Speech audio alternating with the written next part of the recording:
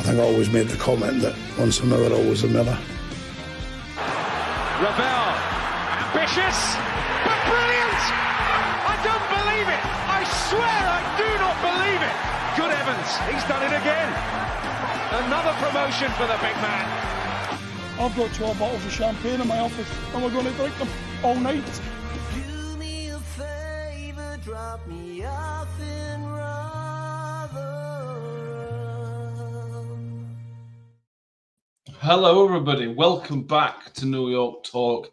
This is Deadline Day. Yeah, go on. Thank you.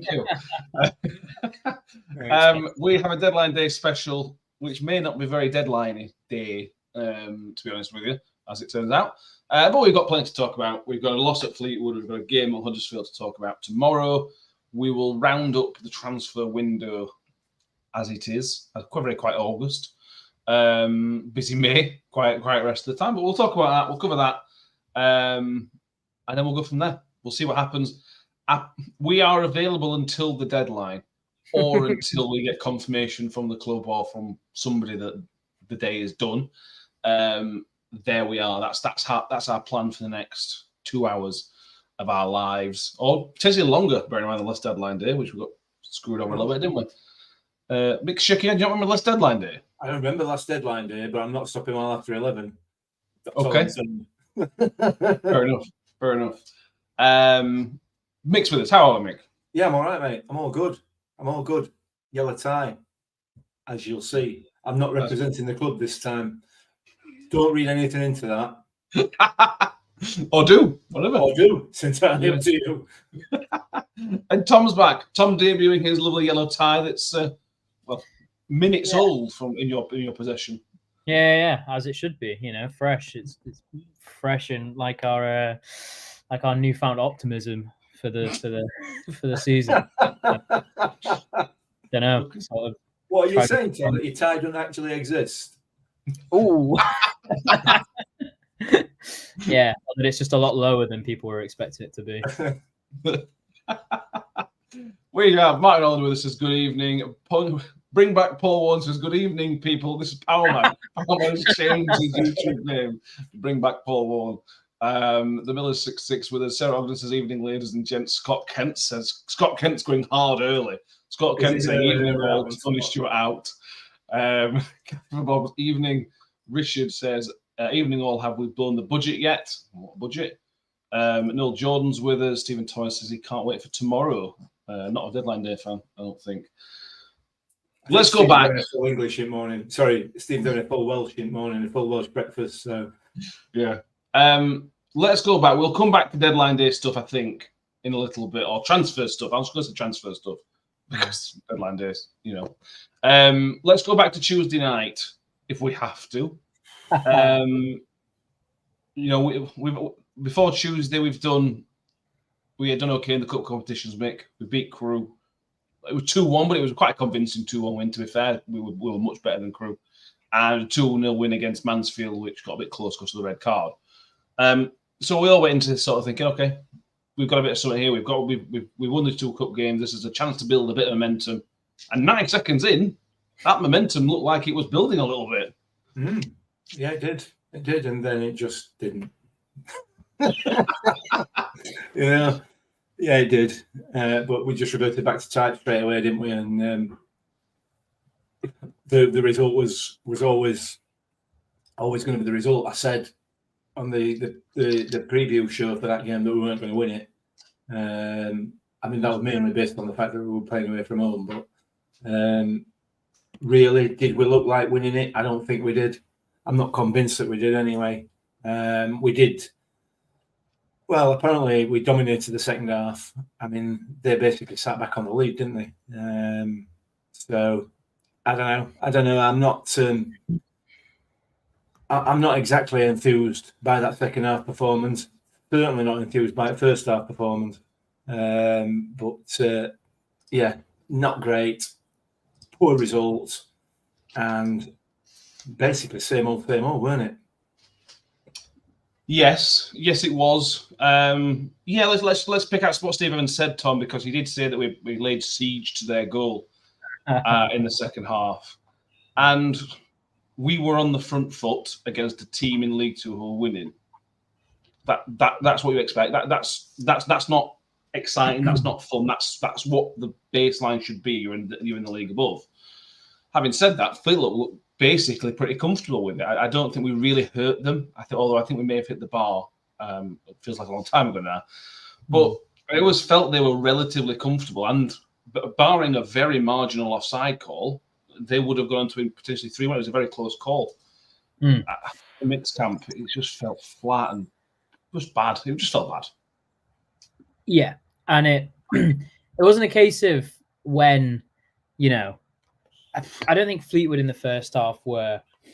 I mean, they were good. They passed it through us, but if you look at the stats at the end of it, I think they did 30 more passes than us, which didn't feel like, it felt like they passed us out of the game almost. So when you're thinking about it like that, a lot of the passes that we did do were sideways, backwards, no real accuracy, no real intention or direction behind it. And then you switch this to the second half. I just think they were bad. I don't think we were good. I thought they were bad. And I think we did what any club would do against a team who's not playing well. And you make chances, and we didn't convert. But, if we had have done, this would be a completely different story, because we'd still be saying how bad we were. But it wouldn't be as... I'm going to say hopeless, but it's not hopeless.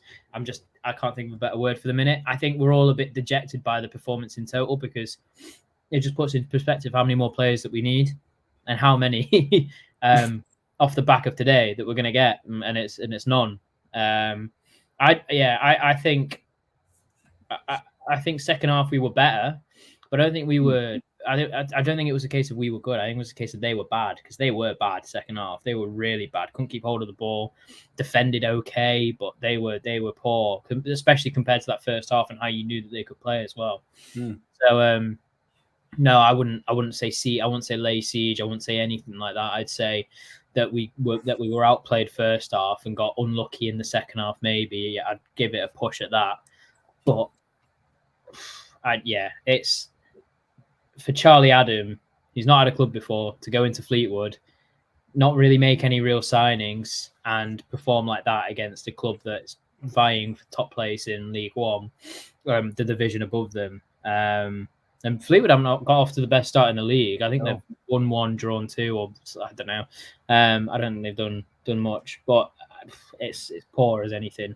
And if Steve Evans can look at that back four that started the game and then decide it doesn't need improvement and it doesn't need depth, then I think we're in serious trouble, and I think he's in serious la-la land. Yeah, I think that's fair. It's frustrating. It's a cup competition, so it doesn't matter. It doesn't matter really. I think the FC worked out. We'd have got Crystal Palace at home, which would have been an interesting game. Not mouth-watering, but it'd be interesting. Maybe lost out on a few quid, but again, nothing too significant. We talked about this before the game, that if Steve Evans goes quite strong, it then potentially quite a big game. Because if we go strong and don't play very well, where do we go from there? Well, he went relatively strong, and we played that badly in the first half. It was triple substitution at half time. That's a real concern that he went strong, and it was still bad. That's a huge concern. Well, it's no more concerning than the rest of the games prior to it, is it? We're a League Two team.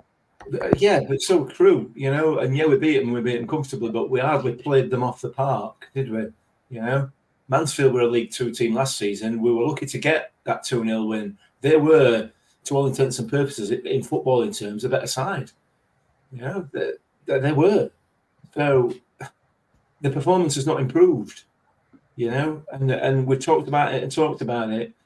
The chances are there. They are. I accept that. Fully accept that. And you look at the XG and everything else, and when that does catch up, because it does over the season. It tends to catch up. When it does, we'll score a bag full of goals. But the chances we're getting are not created chances, and I've said this before.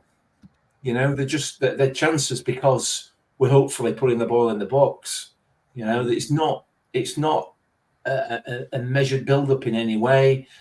So, the performance is just not there. It's disjointed. It's disorganised. it's directionless. It really is, and that's how it feels. That's not changed. That was the same on Tuesday as it was on Saturday at Wickham. I don't see how that is going to change at the moment. You know, we're tinkering with the team at every single game, and that's only partially down to injuries. You know, we don't know. We haven't even got an idea of what a settled lineup looks like. So, you know, so to even try and get some form of organisation in there is going to be difficult in those circumstances. But it feels like they're not even being coached any sort of organisation. No. It's just it's so depressing. It really is. And we come on here, we talk about it, and we're negative and negative and negative all the time. But Tuesday night did nothing at all to allay the fears that we've all had or all expressed to some degree or another of the past 3 or 4 weeks. It did nothing to allay those fears at all. Yeah, I don't know. I don't know where we go. I genuinely don't know where we go. That's before we start talking about transfer day. Yeah. Transfer deadline. Well, this is the thing, mate, because we got a lot of stick about saying that we were quite, you know, after those first 2 games, I know you and me especially, we were talking about how we didn't see the performances going anywhere and we didn't really see. And then there's all this talk about XG. Ask Steve Evans 10 years ago about XG and he'd say it's all a load of I was going to say a bad word there. It's all a load of crap. And now he can't stop saying it in his interviews. Oh, we've created the most chances. We got the most XG. Got the most. I heard him say third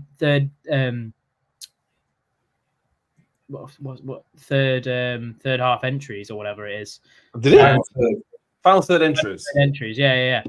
I knew as soon as I said third, I was in trouble. Then, yeah, he said that in an interview. He said we're still making final third entries and all. That's a Matt Taylorism, that. Exactly. Yeah, I mean, we can all have a final third entry if you boot it up from goalkeeper. Is that what it counts?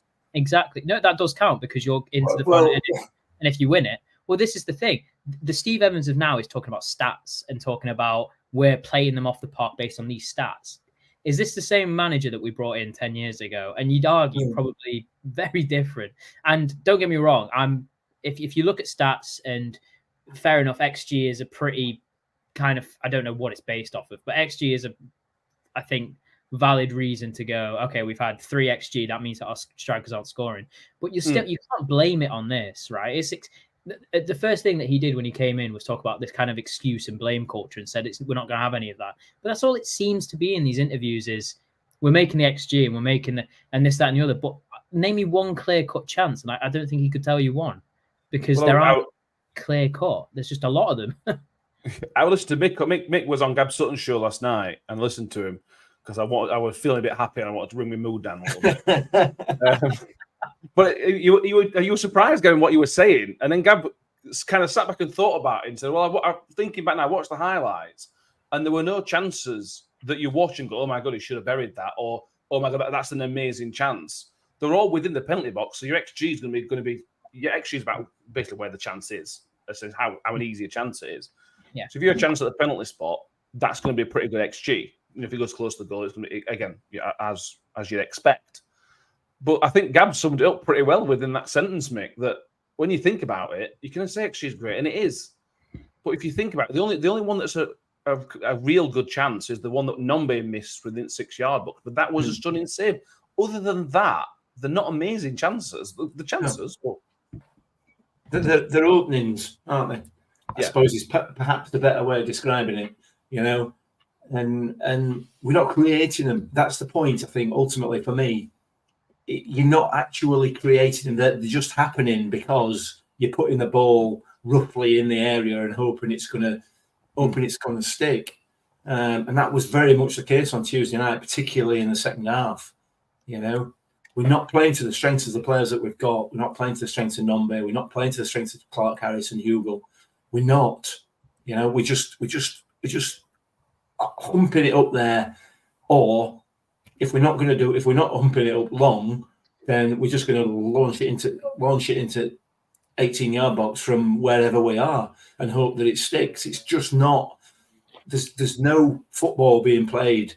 There isn't any football being played ultimately, But this is only, for me, in my view, it's only a tiny part of what appears to be a much bigger problem. It seems to be a much bigger problem with the club itself. So you will have to wait and see. And today, I think, is kind of the interview from Evans today, the lack of any movement today, kind of suggests to me that things are definitely up in the air down behind the scenes at New York Stadium, and certainly the performances on the pitch are not pouring any water on that rumour at all. For me, No, they're not. Stephen Thomas said, "I don't think Steve Evans is watching the same game that I'm seeing. Maybe he has rose-tinted glasses on. He's got to be fair to Steve Evans, he's got to try and put a positive spin on things. He can't after 5 games. He can't after every game keep saying what he said against Exeter, even though it's true. He's got to put a bit of a spin on it. I just think he's gone too far. I just think he's gone too far with it. He's supposedly known for this straight talking fella. That's not what we're getting, is it? We're not getting that straight talking fella at the minute. I don't. I'm sorry, Tom. I'll let Tom have his. Yeah, go on, Tom. Go on, mate. Honestly, I don't think we've ever, from minute one, had a straight talking Evans, and I don't think it's a case that we ever will. I think it's a case of he's sugarcoating a lot of issues that are going to materialize. We're going to materialize at some point, and I don't like the rhetoric of that. We've signed all these free agents, and they were good signings at the time, and everyone thought that. There was not one person who said that it's a bad signing. Maybe McDonald, and maybe home signing wasn't a bad signing, but it's not a signing that's proven or anything. But other than that, all the signings were on paper League One to Championship level players. They were all of that ability, and I don't think before the season started anyone was really doubting our ability to be up there. I mean, look at all of our pre-season predictions; they were all well up there. And that first game, he got it wrong, and he came out and said it. It's just the longer this goes on, and the longer that we don't have a game plan, because we don't have a game plan at all.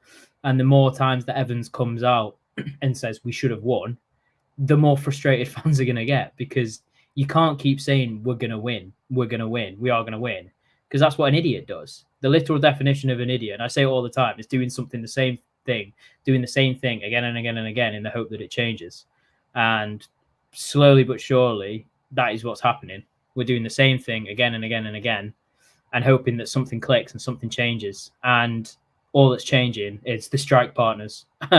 And that's about it, and hoping that it sticks. So unless these players are good enough, they really are good enough. I don't think anyone can doubt that. And again, to play devil's advocate, if we went out and signed 3 players today, one of them makes the squad. So, it's not really a case of he can go out and buy 3 players, because what's the point? We need to offload a load of players before we do. I don't think we offloaded the right players in the summer, in all honesty.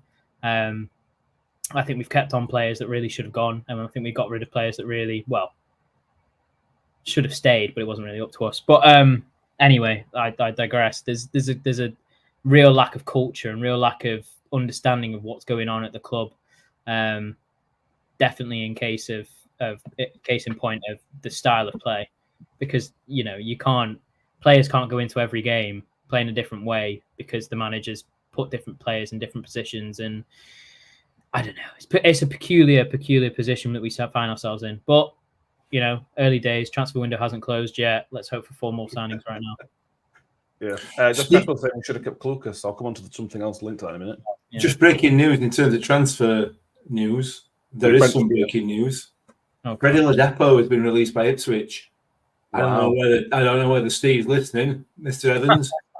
We were linked in there. We've only got 72, so another one in there will the same. His work rate back. Freddie's work rate was down there. Yeah.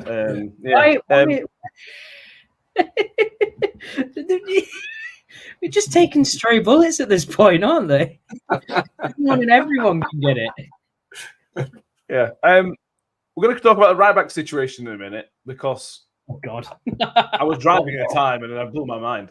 But we'll talk about that in a minute. We put a tweet out earlier, and I'm going to talk about this on here because I'm not sure how much to read into this. We put a tweet out saying the comment about Steve Evans saying that we signed Hacks as a right back was mad because he's for Rotherham. He played one game as a right back, and that was on Saturday just gone. Lee Peltier replied to that with just one laughing face. No, he didn't. Yeah.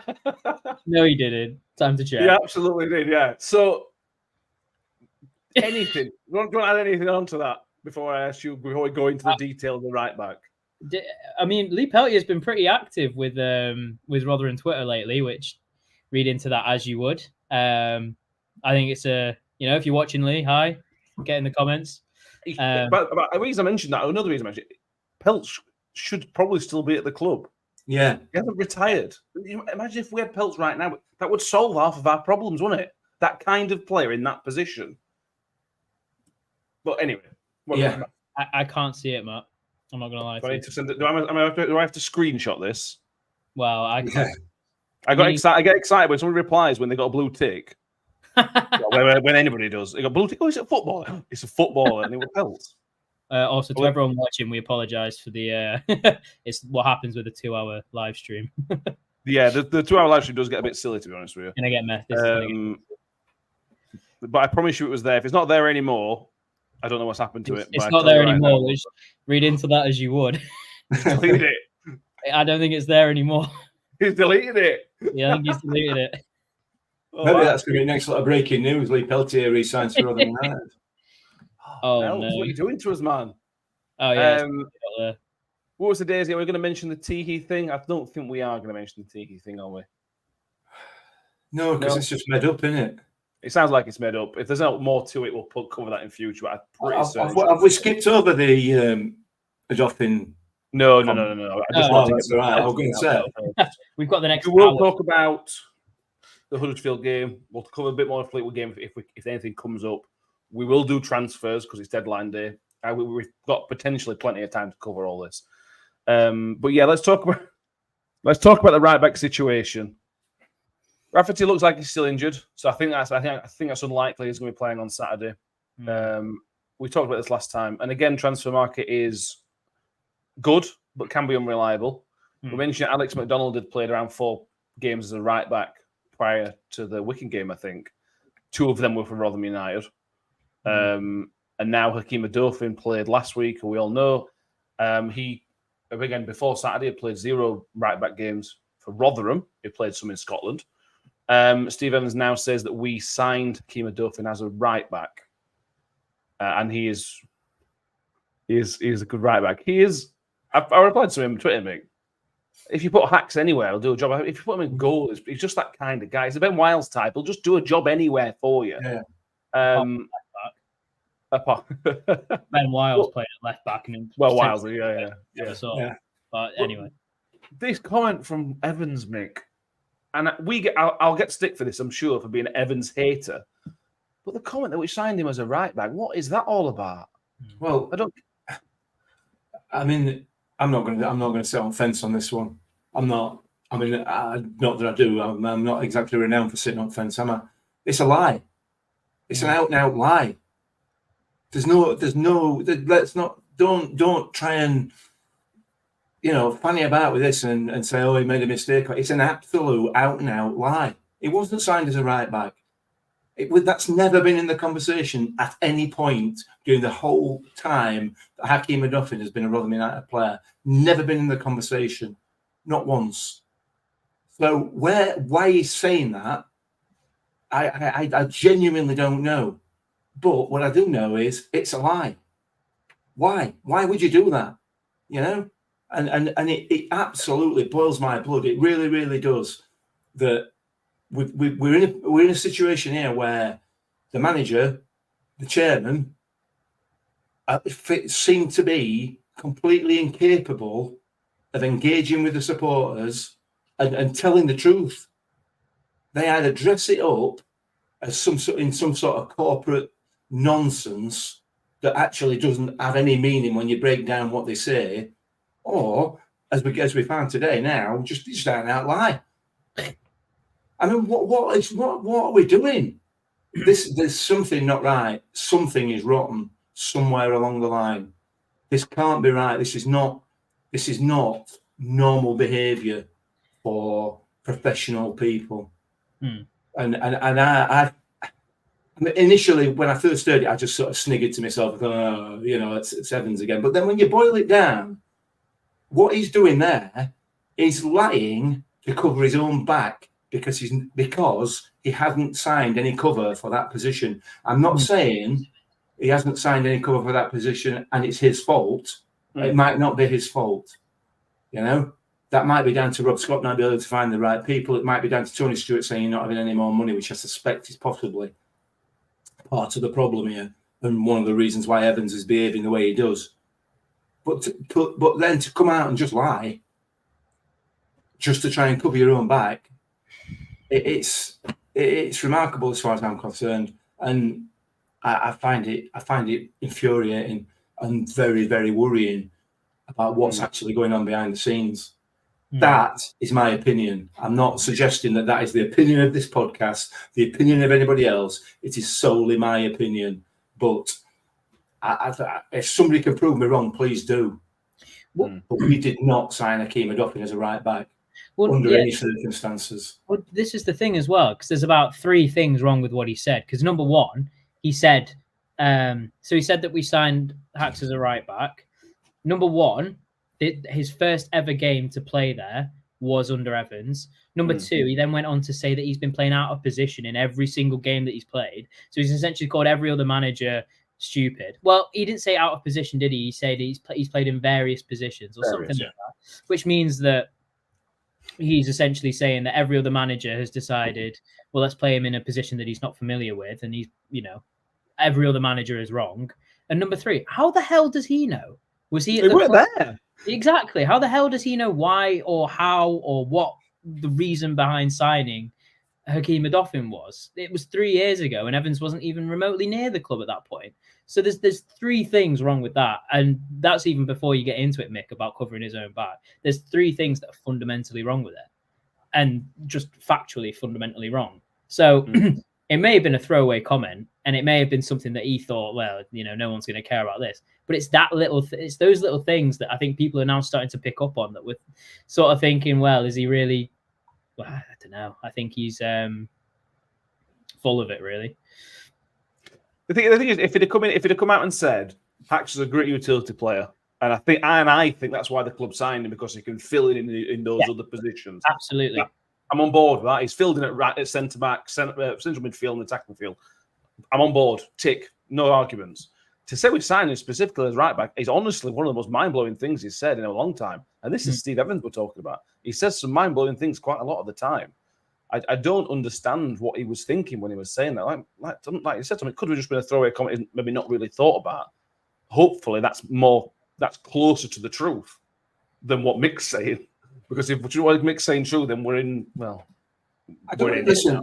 I mean, the fact that it's a lie is not an opinion. No, it's not. No. We can't dress around that. You can't say, oh, he made a mistake. That it's not. That's not. I'm not giving that as my opinion. What I'm saying to you is that the reasons for it are my opinion.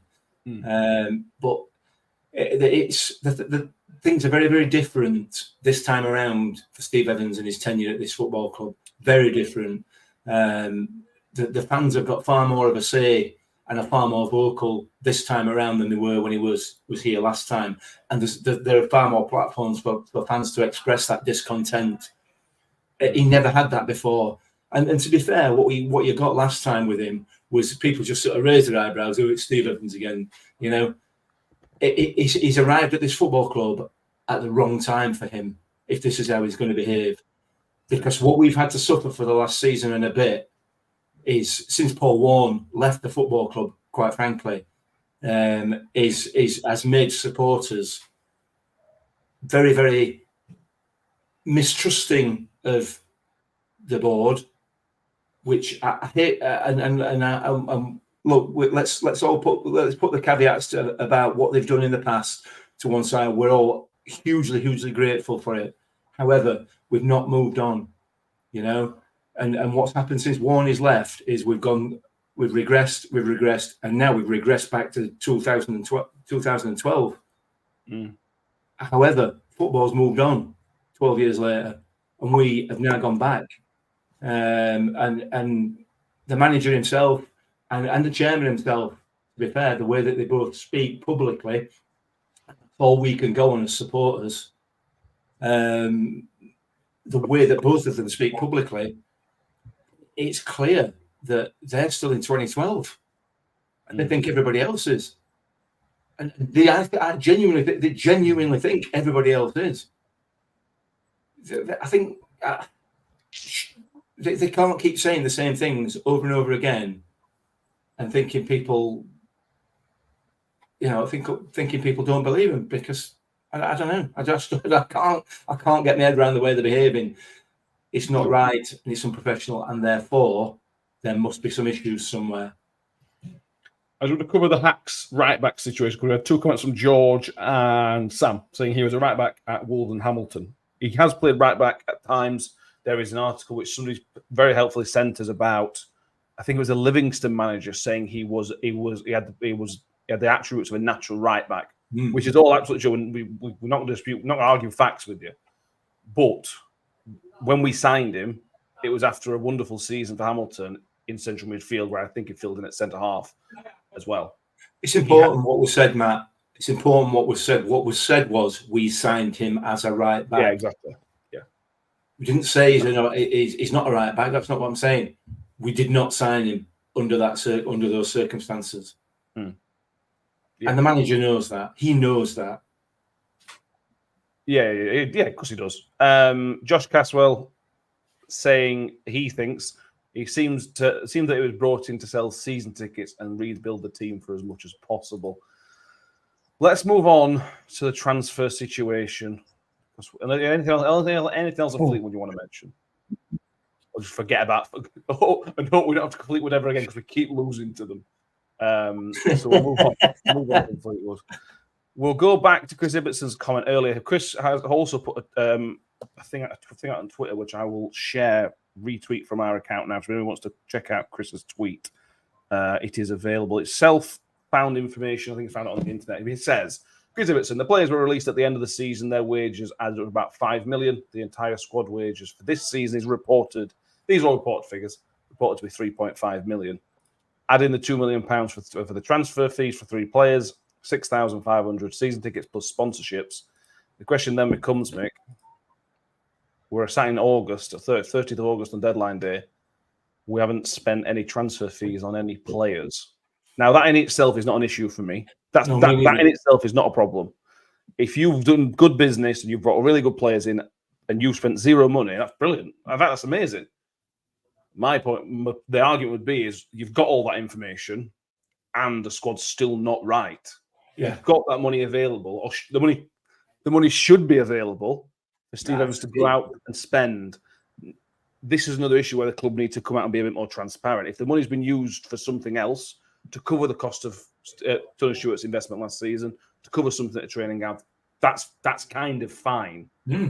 But we need to kind of know, because we're all sitting here thinking there's £3 million in bank, just sitting there doing nothing. Yeah, and we're expecting transfers, and why is it not there? We need something. That's clearly not the case. I don't know whether that's the case or not. I don't know why I'm saying it's clearly not the case. It could be. I don't know. I've not got access to the bank account. There are a few points to it, and my you know my views on this. Let's spend some money. Let's spend some money. Let's spend some money. I'm not a fan of it. If the rumours are true, and again, these rumours should be confirmed by the club or by the chairman himself. If the rumours are true, he put £2 million of his own money in last season to keep the club level, afloat, solvent is the word I was looking for. If that's the case, then he's every right to take that money back out again. £2 million is a lot of money. I don't care how rich you are. £2 million is a lot of money, and he's every right to take that back out again. I have no issue with that whatsoever. You know, given the circumstances of where we are as a club, and you know the value of our chairman, if you like, £2 million is a huge amount of money. So if he's taking that money back, quite right. He's paid it in. He takes it back. That's absolutely right. I'm not convinced that is the case on either point. But if it is, come Just and to tell be us. there, it was said at the fans forum that Tony Stewart has never taken money out of the club. I can't remember. Steve Evans said that, or Tony Stewart said that. He said that Tony Stewart had never taken money out of the club before. Yeah, well, who knows? Who knows? I mean, that's said at fans forum. It's probably arguably not true because most of the other stuff in, is it? You know, but ultimately, ultimately, that's nothing to do with us. Yeah. You know, that's a business decision, and I think, you know, if Tony Stewart came out tomorrow and said, "Look, last season I had to put £2.5 million into this football club to keep it afloat, to pay the wages, to keep us solvent. There's £3 million come in. I'm taking my money back. If I have to loan it again, I will loan it again. However, I'm taking my money back. Obviously, there'll be some people kicking off about it, but yeah, I think that would be a perfectly fair and reasonable thing to do. Yeah. Point number 2. I've only got 2 points. You'd be pleased to know. We just sacked 2 managers. Yeah. Both paying those contracts off. Those contracts have got to be paid off. Yeah. I mean, I don't know what the length of the deals were. I can't remember. I don't think Liam Richardson were on a particularly long deal, were he? But 2.5 or 18 months. I can't remember. Yeah, Taylor were on a decent whack and a decent length. He was brought in as a championship manager, so he's not going on tour bobbing a blackie's egg every week, is he? Yeah. You know, so those contracts have got to be paid off. So when you start looking at it that way, if we've dragged in £3.5 million from transfers, that's gone plus some, just on those 2 points. So the chances are Tony Stewart's probably not taking that money out, but we've still got to pay 2 managers off, and possibly 3 if this continues. Yeah, the Taylor thing does become complicated. Harry says the Taylor's in work, so the contracts do change slightly. That if you go into work, either you don't have to pay the rest of the contract or something. So, but again, we don't know that. Yeah, exactly, and you're absolutely right. And it may be that once he got another job, then whatever we have to pay him comes down. Yeah, but you know, it's the bottom line is, like I said, if he's put that money in last season, he's well within his rights, and I would be taking it out, no question about it.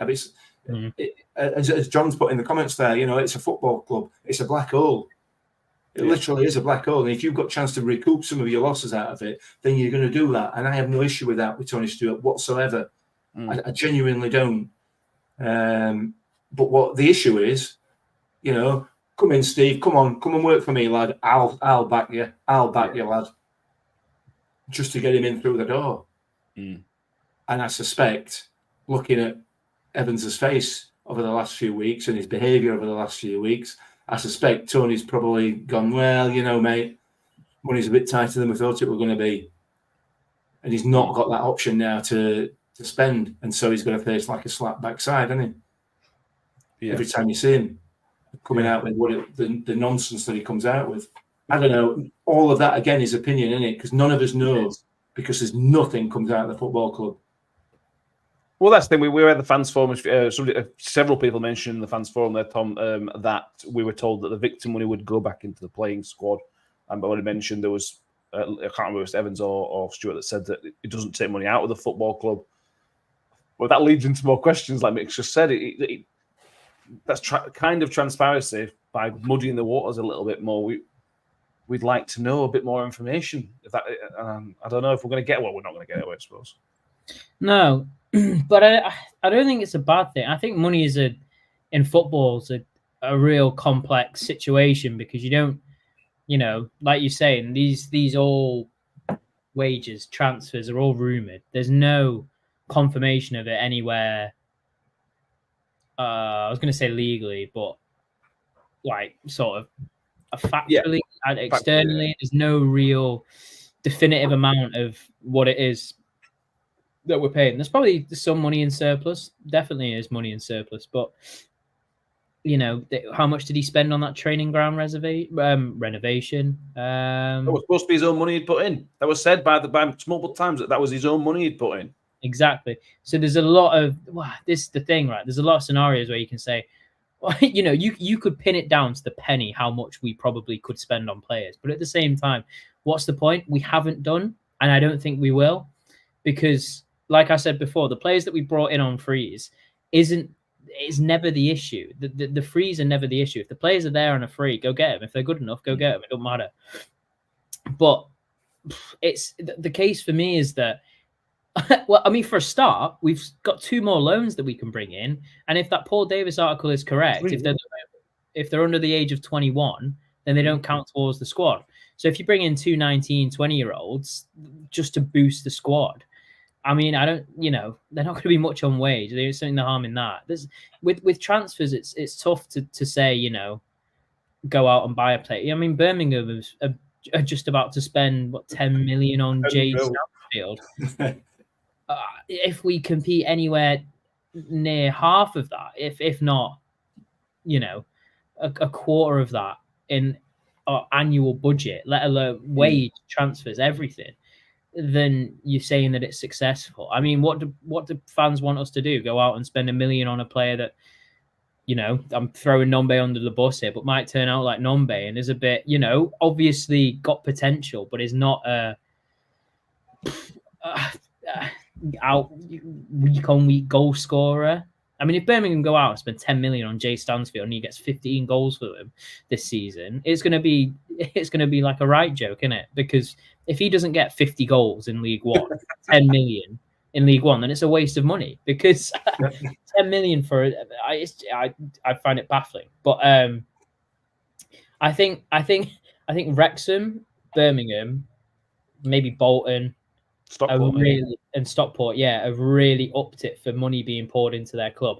Look what happens in 5 years and then we'll come back to this conversation and see if they're still afloat. Because a lot, you know, you can say this about a lot of clubs and then they've ended up not really being afloat. If we do our business and we do well with free transfers and loans and spending it on wages, then I don't think anyone complains. I think the thing that people are complaining about is that we haven't signed good players. And don't get me wrong, that's a different story, because these free agents are, you know, free agents for a reason. A lot of them I know turn down contracts. Players like Rafferty and Raggett probably aren't good enough for championship quality. Yeah, you know, there's mixed variances, but from these players. But on the face of it, after every single signing, I never said, I don't know about that one. I think that's a rogue signing. I think in regards to transfers, I think you go out. I think the thing is with transfers now is managers, and I'm only quoting 2 young managers that came off the top of my head, but Kieran McKenna and Danny Roll, who came into very, very average teams with not a lot of money. I know Ipswich have got a lot of money now. I don't know what's going to happen to them in 5 years, but they came in, put a system in place, and then bought players for the system. Steve Evans came in and bought good players and didn't know what to do with them. And I'll stand by that point for the next 2 or 3 months, whether or not we start playing well or not. I think he's come in and bought good players so that 1, no one else can have them, and 2, so that we have them. I mean, that's so stupid, obviously, but you know what I mean? I just think that there's no plan with transfers. And I think that's the real issue, is that we're buying and approaching and, you know, agreeing with players that we have no real plan for. I mean, I yet to see his full real potential, but why the hell we signed McWilliams, I've got no clue. When we had Rathbone, at the time we had Rathbone, Hacks, Powell, I think had already signed, or was like close, close. I mean, we signed Kelly inevitably. We already had him. I mean, that's 5 centre midfielders there, and then you had 6th. It just feels like, why? And it's because of those points. He wanted players, and he wanted players that he'd wanted for a while. He said that in every single interview, that he'd been looking at them for a while. And he also said that it was, and it's also a fact that he didn't want any other club to have them. And there's always a case of that. But then you look at the squad depth, and even now, we're looking at, for the last 3 weeks, I think Steve said it in the comments, for the last 3 weeks, all he said is we need a 10 and we need a midfielder and a 10. That's all he said for the last 3 weeks. I mean, you look at the last 3 weeks worth of performances, And if we need a 10 and a winger and he looks at every single one of those games, and after every game he goes, would have won that with a 10, then I don't know what game he's watching, because I don't like, if he keeps saying, he's going to keep saying that we keep creating chances and that we don't convert them, then why do you need a 10? If we're creating chances, why do you need a 10? You need someone to finish. If anything, you should be coming back off their interviews and going, well, we need a striker, don't we? But he's already gone off and signed the Golden Boot winner and the best player that's ever played football in Johnson Clark-Harris, which, you know, he might still come on, he might still be fit and whatnot. And but then it's, again, it goes back to Mick's point of he's just lying. He's just straight up lying to defend himself. And I don't understand why he needs a winger, why he needs a 10. We've got the players for it. Maybe they're not good enough. That's fine. But when you look at that 11 and you could put Hacks in that 10, you could put Wilkes in that 10. I think Powell should be used in that 10. You've got 3 players there. If you go and sign another one, you've got 4 players. And then you got what do you do with the other 3? You put them somewhere else. And then what do you do with the players that are meant to be there? Or you put them somewhere else. And before you know it, you're putting Hacks at right back and Powell at left back and seeing what happens. And it's just not, every single time it just keeps revolving around, why have you signed these players for these positions? Not a case of why haven't you spent any money. It's a case of why have you signed these players for these positions? And if he came out and said, yeah, sound, it's because and he genuinely came out with reasons, you know, we got Bramall, you know, if he came out with like a little, I don't know, like a Bielsa dossier type style. Yeah, like a proper football pitch, and with every single player and where they can play on each. If he came out with that, yeah, sound, absolutely take that. And if he goes, look, puts a big circle around the 10 position and goes, we got no one there, I'd go, yeah, fair enough. But from an outsider's point of view, it looks like you've got an abundance of midfielders, and you don't use them. Like, let's be honest, they get played over the top. You've got an abundance of strikers. You've got wingers now. I wouldn't necessarily say you're in abundance. You don't have centre halves, and you don't have right backs, and even the keepers. You know, if one keeper gets injured, we've been turned down by a third choice keeper, haven't we? And I don't think that's because he didn't want to play for us. I think that's because we took too long to decide. Yeah. Because he ended up training with a different club and then gone, well, if you don't want me, fair play to you. Yeah, absolutely. Yeah. And I think again, shot themselves in the foot with that. I think he was from what he must have played against Wednesday, because he only played against Doncaster, didn't he? That we saw, and in the article it said that he played 2 games for us, so he must have played against Sheffield Wednesday, kept a clean sheet, did the same against Doncaster, did all right. Why would you not, as a third choice keeper who's never going to play? Why would you not sign him? Unless his wage demands were ridiculous, why would you not offer him the contract there and then, like they did with Jack Holmes? Anyway, that's a different story. But yeah, I completely understand everyone's thoughts of money and where's the money going and this, that, and the other. And it's a fear of that Stuart's taking it, but I don't think he would. He wouldn't bail us out as many times as he have and then take his money now. I don't think that's him. Well, I could be mistaken, but I don't think it is. I think it's more of a case of why the hell are we signing certain players? And I don't mean individuals. I mean positionally, tactically. Why are we buying these players? Because it just doesn't make sense to me. It really doesn't. And I wish he could, like you say, bring out a dossier and go that we need these players in these positions and we've got these players for these positions. But for me, it doesn't work. No, I'll come back on to that in a minute. Mike Miller says there is a gruesome malaise about events surrounding Rotherham United that started with Warren's departure and has continued through Taylor Evans and Richardson. It almost feels out of control, he says. No, Mike, I couldn't have put it better myself. Genuinely, that is precisely how I feel. Josh Caswell says the play is boring, flat, depressing, and Sunday League quality. That's a reference to the Fleetwood game. John Morell, I'm not quite sure I can get on board with this version of Mick quoting XG stats and being a realist. Bring back the giddy overconfident Mick. One day. Cheers, John. Not last. Sean H says, I personally think Hacks should play as a new number 10, but he's a right back, so he can't. Well, Sean's got it. Sean has hit the nail on the head there. He has nailed it. The best attacking midfielder from Sean. You know, again, I've got another point I'll come to on Rathbone in a minute, but we're struggling for goals. And our best goal-scoring threat from midfield was played at right back. What? Anyway. Right, I want to bring the Rathbone situation up because something else. We bought him as a right back, Matt. That's sorry.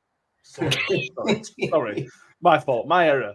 When Rathbone went for a club record fee from Wrexham, we were told we were going to get a replacement in. No. Now, don't do this. There was a question about what we want to do, what we want to be as a football club going forward. What's the long-term aim? And we have consistently said for the length of this podcast, probably, that if you're going to be successful as a football club, you need to sell players, buy in players, to sell players, to then buy players, to sell players, to buy that kind of thing. You have to replace Ollie Rathbone, Mick, and not necessarily because he's Ollie Rathbone, but he was an asset. He was an asset the football club had. We don't have an Ollie Rathbone asset. Mick Williams might turn out to be great, but he's only on a 2-year contract, which is an issue. Joe Powell might turn out to be great, but he's on a 2-year contract, so it's an issue. I don't see that we have replaced the asset in Ollie Rathbone, and Hack's ain't signed a new contract either, which is another concern from an asset point of view as well. Yeah. So that's where my concern comes from money. You can all talk about £1 million for a number, but we've tried to do something which I think is in the right direction for the football club. The Rathbone one, if we're not going to replace him, we've made a mistake. Not necessarily, because we bought him cheap, sold him for more, so we made a profit on him. You know, but you don't necessarily have to replace like for like. In terms not like for like, but in terms of potential for resale value, you absolutely do. But you've also said there, you know, there are a couple of players within the squad, Nombe, Pretty Boy, you know, who are. No, I mean, listen, Powell he might be a pretty boy, and he is. But he's a talented lad. He's a talented player, and likely to be a saleable asset in the future. But that I don't think that is in the. It's kind of in the mix at the moment for this football club. I don't think that's what we're interested in. We seem to have gone all guns blazing in we're going to get back out of this division route. That's what the chairman said. That's why he's appointed Evans, because you know he is the saviour, and he will bring back the identity to this football club and blah de blah de blah de blah de blah. And he's done none of those things yet.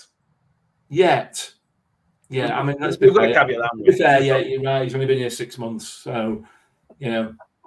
No, I mean, listen, he's not going to do it, in my view. And I said that right from day one when he was appointed. It was a retrograde step, a regressive step, and I still believe that to be the case. And he continues to show that.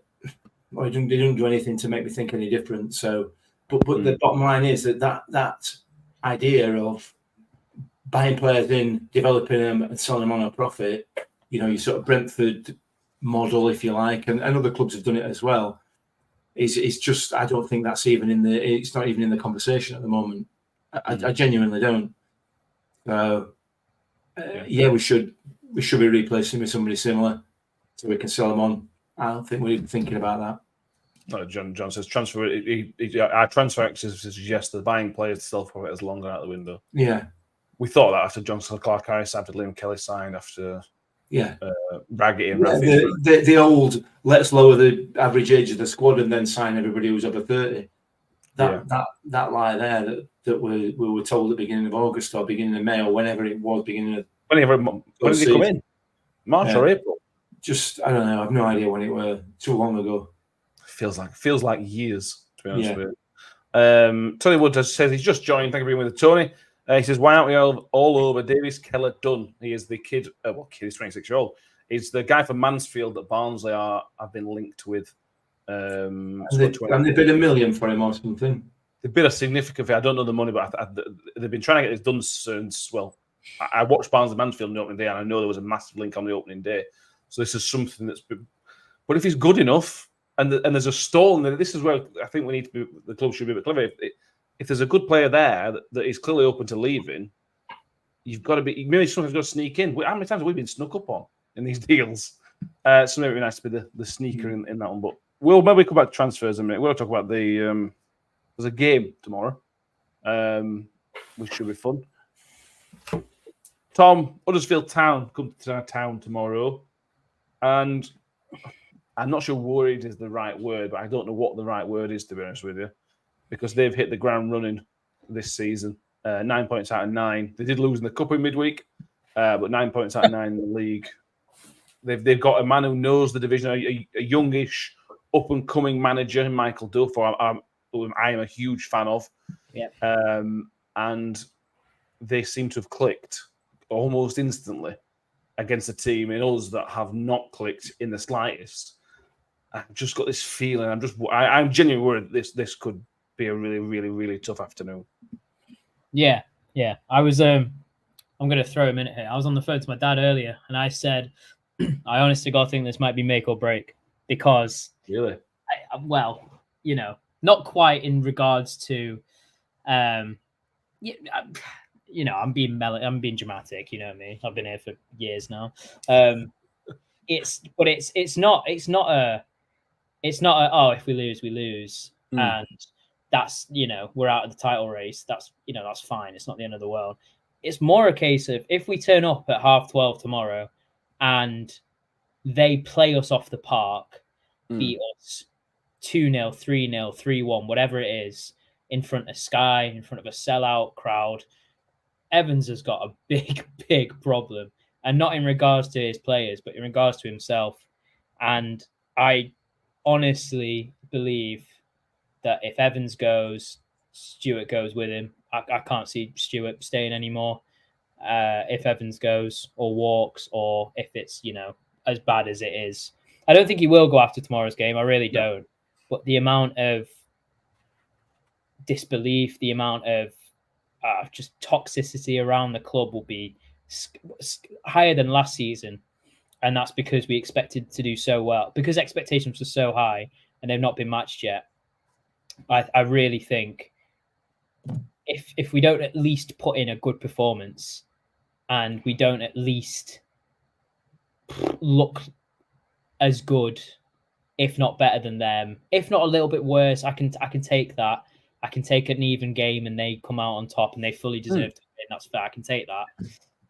But if they come out and absolutely hammer us and even win 1-0, or 1-1 or something like that, but they absolutely hammer us, I'm genuinely concerned for the rest of the season, because Huddersfield, for all intents and purposes, and I'm not meaning any disrespect here, do not have a great squad. They may play well on the pitch, and they'll probably do really well at the end of the season. But player-to-player comparison are not that much better than us. And to then see them, and with a new squad as well, I think like Wiles was there, but didn't play last season for them. Danny Ward's still there somehow, creaking around. Heelick at the back, and most of them is it's a new squad more or less, similar to us. We've still got some old players knocking about, but more or less it's a new look. The Huddersfield with a new look manager, basically in the same position as we were 6 months ago, 8 months ago, 6 months ago, whatever you want to call it. And if we then go into tomorrow, and like I say, if the performance isn't matched and they beat us, fine. If we're better and we're beat, still fine. But if they absolutely humiliate us, and like Fleetwood did, I'd seriously consider. I don't know. I just think it's serious, treacherous territory.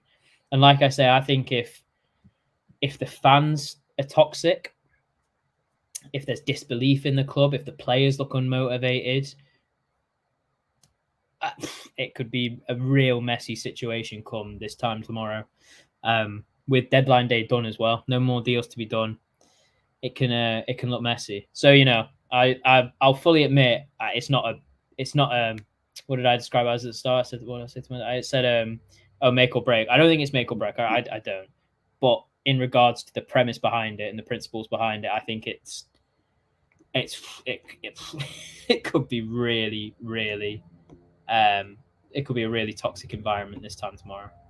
I do feel sorry for some of these players, because they've walked into this football club been sold something by Steve Evans, which may or may not come true. And imagine tomorrow if we get a bit of a beating. These players have only been here 4 or 5 games, some of these players, and they're going to get an absolute hammering if tomorrow goes badly. And I completely agree. I got a comment from Chris Ibbotson that says, kind of feel tomorrow is high stakes, which I think is a good way of putting it, high stakes game. Not quite must win, but if we get hammered, the fans could be apoplectic. You mentioned a few minutes ago, Mick, about this being the wrong time for Evans to come back. This is where we've got to see what this bloke's made of, because we're right. Tom's right. Chris is right.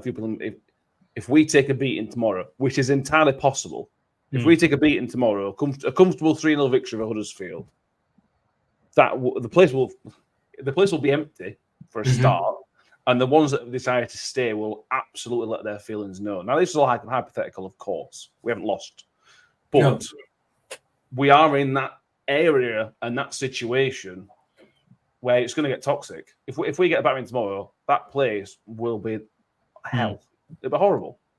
Yeah, it's a difficult one, isn't it? It's a difficult one because Kiwi has put in the comments there. We're still in August, and absolutely, we are, and we've said this many times over the past few weeks on this podcast that come October, if we're sitting in 6th position on a run of 4 or 5, 6 wins on bounce, as our XG regresses to the mean, we might be sat here potentially with egg on our face. I don't think we will, to be honest, that personally. But I mean, it's a major issue for Steve Evans. I think this, and not what's happening on the pitch.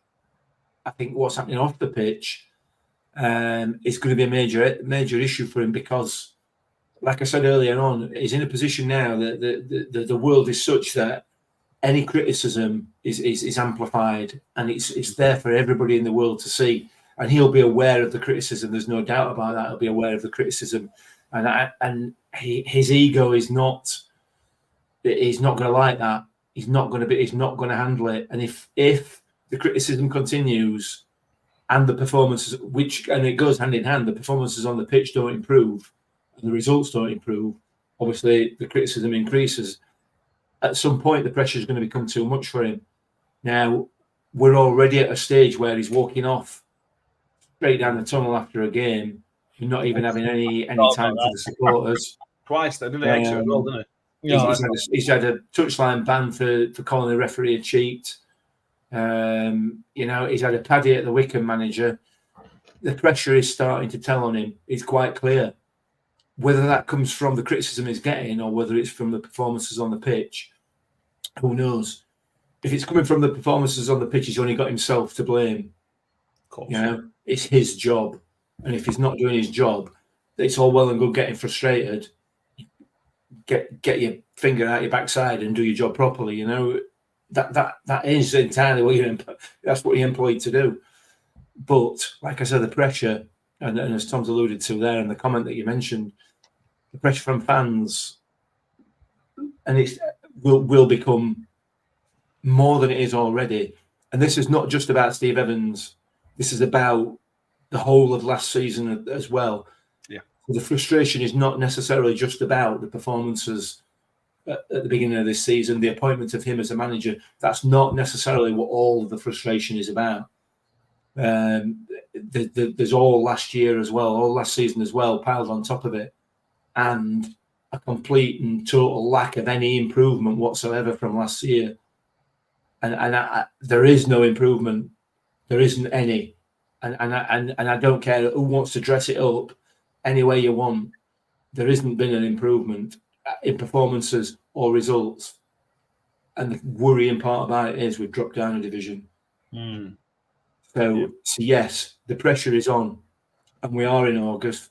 I accept that, and it might turn around, but the pressure is on.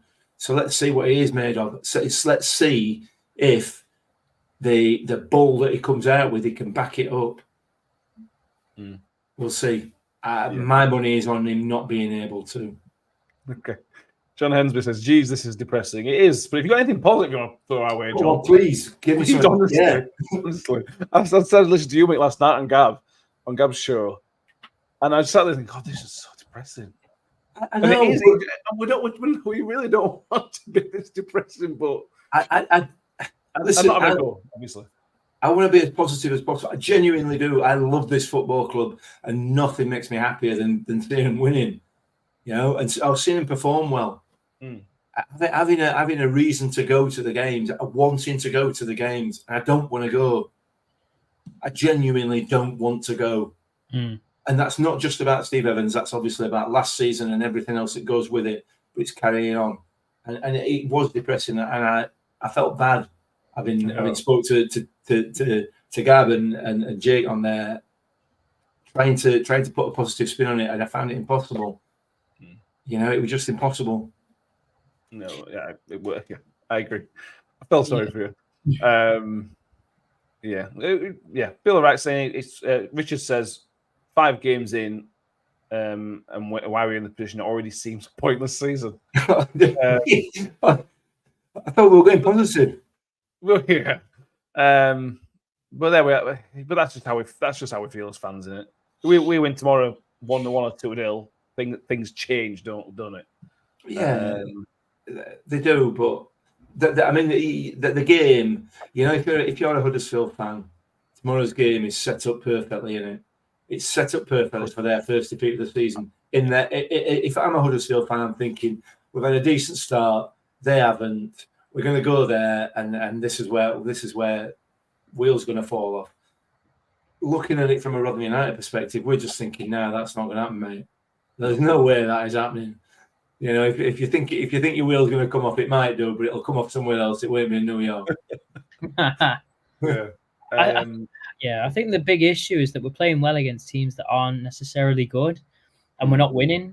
I mean, I think I've said this before, but as soon as we play a team like Huddersfield tomorrow, and who are actually quite good, if we play how we do, and it looks poor, which it will look poor, we don't create chances, which we won't against a really solid defense, then you're struggling, and then at that point you're looking at the game and you're thinking, where do we go from here?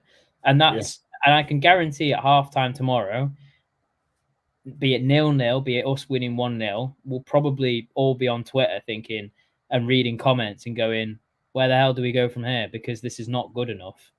Because they look better. They will, they will probably look better. And whether or not we get a result through hard effort and graft and it all clicks and all the chances that we create, we take and all this, that could really happen. But I don't see anything of note for us so far in terms of quality of football that when we turn up tomorrow, even if it does click and it does gel like we've been expecting it to for the last 2 weeks, that we play football that's going to actually worry them. I just can't see that. They've kept basically the same defense that they had in the Championship, and I think it was a good defense. That Heelick at the back looks immense, and I'm surprised he's still with them. Apparently might. Oh right, okay. Well, I was just about to say I'm surprised he's still with them if he is, but yeah. So it'd be interesting to see how many chances we create against that side. Having said that, I think Wilkes does look good. I think he doesn't look. They were good against Fleetwood. One of the brightest sparks, I thought. Yeah. I think he does look good. But someone said it in the comments before, we should be playing a 4-3-3. But that means Evans has to admit defeat and play one striker when he's brought in 7. So, he's never going to do that. He's always going to play with 2 strikers. Yeah. So, and it's always going to be Clark Harris. If you're playing with 3 up front, it's going to be Clark Harris, Hungbo, and Wilkes, which I don't think is bad. But then you drop in Nombe, and then as soon as you drop Nombe, Hugo missing an attacking. Yeah, you're missing. Yeah, exactly. So it's it's not got anything. It's just got hoofball, and I hate saying hoofball because I think that just goes back to Sunday League, but it is essentially hoofball. And Clark Harris isn't good at hoofball. When has he ever been good at hoofball? No, it's not his game. It's not his game at all. He is a poacher for all intents and purposes. He's a poacher, and he likes it in the box, in the 6-yard box, I should say. Crosses to feet, whatever it may be. He's a poacher, and if he gets it in the air, sure he'll win a header, but he's not going to do. Hugo's probably better at him as a number, target man number 9. Play Hugo then if you're going to play long ball. It just doesn't fit his style of play. It's just so we could go. Oh my god, how long have we got? Another hour. Holy crap! week ago. So Oh my God. let us finish up the kind of podcast part of it. Let's finish up the Huddersfield part of it, the Huddersfield preview, and then we'll dip back into transfer nonsense. Is there any point asking either of you what you want to see tomorrow in terms of lineup, or is it still you don't know? Where are you in terms of that? Sorry, you make. I want to see some width. Yeah. I want to see some width, and I want to see some players playing in the position that they were bought to play in. Yeah. If we stick with that, let's go with that to start with. I'm not bothered particularly which players they are. Just play them in the position that they're supposed to play in. I'd like to see Holmes. I'd like to see him start. It didn't work great, though, were he? No, but give him a chance. Yeah. Give him a chance. I don't know. I don't care. I don't like it anymore. I don't want football. I think broken. Mick's broke. I'm broke. I'm broken. I hate football. I hate it. F1's on this weekend. Can we do an F1 podcast for the? No, let's not do that. No, I think that would split like that. Yeah. I'd sit here with my hands behind my back, going, "Yeah, no, fast cars, rum rum."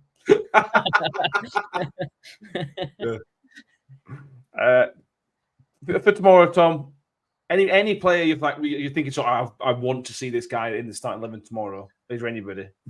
Like Mick said, players in their right positions. I'd like to see Hungbo and Wilkes out wide.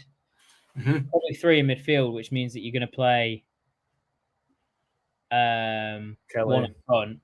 So you're gonna. I'd play Dawson, James, Jules, Humphreys, Void as a right back. We've got play with right back. Yeah, we don't have one, so we can't really. No, it'll probably be. Well, I'd rather Hacks there because I don't think McDonald knows how to defend, and I've said that before, and I'll say it again. I'd play Kelly, Powell, and for all the midfielders that we have, I'm struggling to think of one. Probably Thierry if he's fit. Who knows what he's doing? Yeah, that's fun. And then I'd play. Oh yeah, and then I'd play Wilkes, Hungbo, and Clark Harris. I think. I you know what? You're dropping players there that you think you probably shouldn't be dropped, but it just gives a lot more balance to the squad in general. It does, yeah. I think Rafferty, change Rafferty and who did I say in midfield?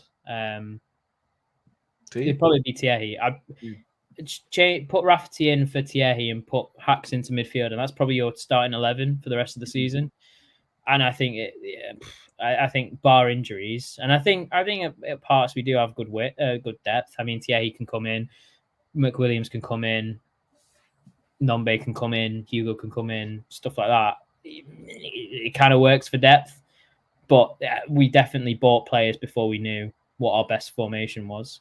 And it worries me that. I think he needed to have started with a formation, laid out his team, and this is who's definitely going to be here next season, laid out his formation for who he thinks would be best, and go from there. But we'll come back to that. Yeah.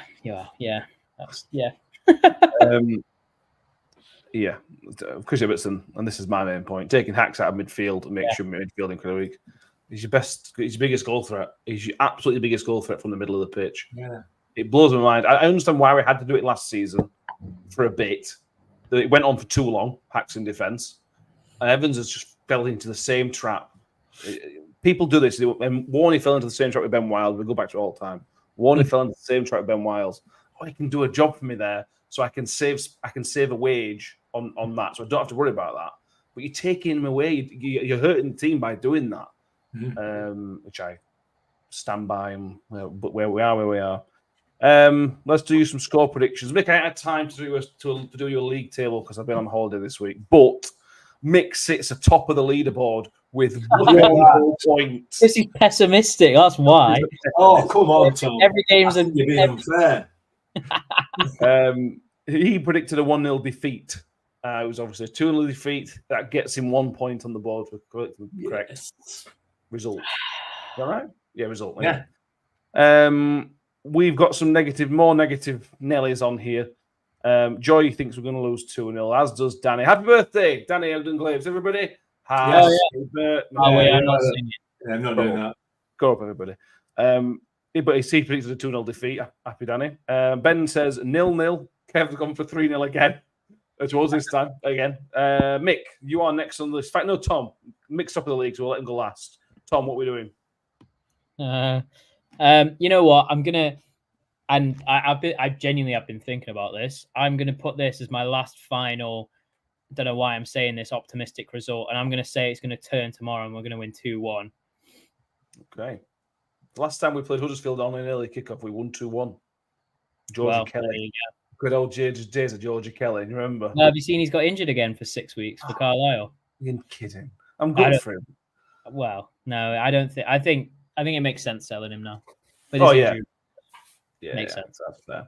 Mick, top of the league. Might not last more than a weekend, but you have the leader. You are the yellow jacket leader of the Tour de League One. It's a good one, isn't it? It's a tough bit because I've kind of talked myself into the possibility of a win if I view it from a Huddersfield Town point of view. I thought myself into it, and no, we're not going to win. I just can't. We're not going to win. We're going to lose 2-0. We're going to lose 2-0. I just don't. 2-0 Huddersfield. I hope I'm wrong. I desperately want to be wrong. I so want to be wrong. I mean, if I really wanted to be wrong, I could say we were going to win 7-0, couldn't I? But you know what I mean. Yeah. I so want to be wrong about a defeat, but it's just I just can't see it. See, this is what I mean. This is my last This is my final optimistic. Tide is going to turn.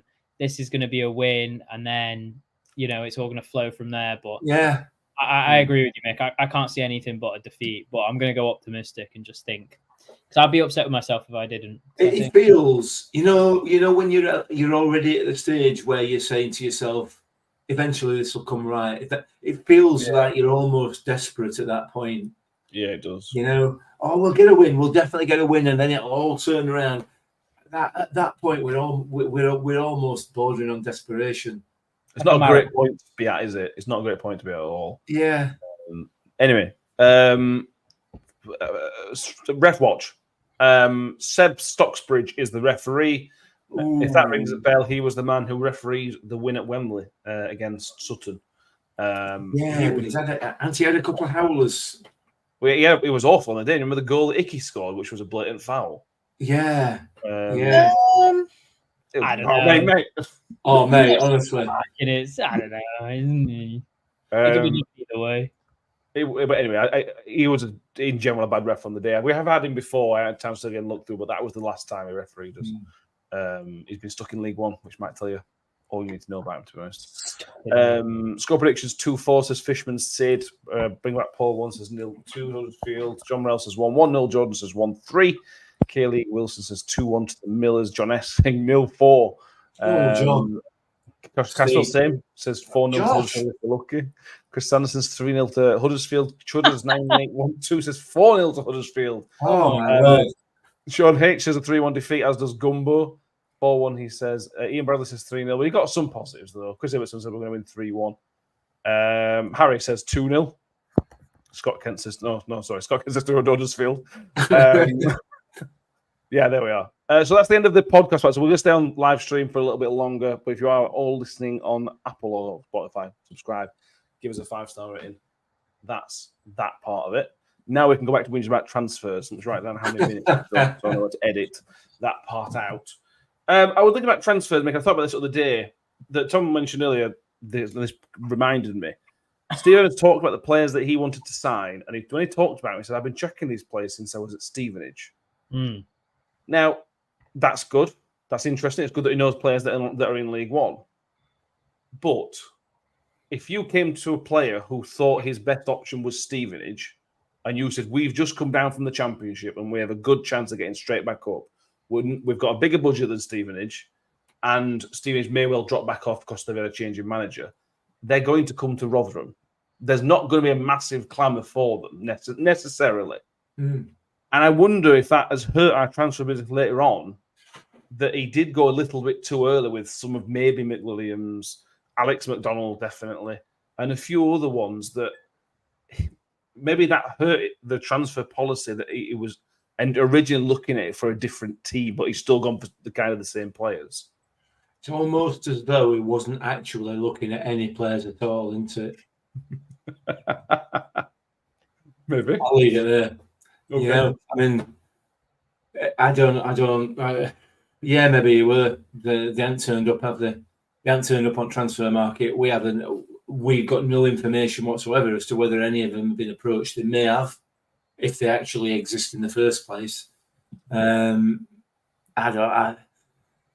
take anything that he says with a massive pinch of salt, quite frankly, because you know even when I see things with my own eyes, he then tells me I've seen something different. So I'm not. He may have been looking at some players. He may not have.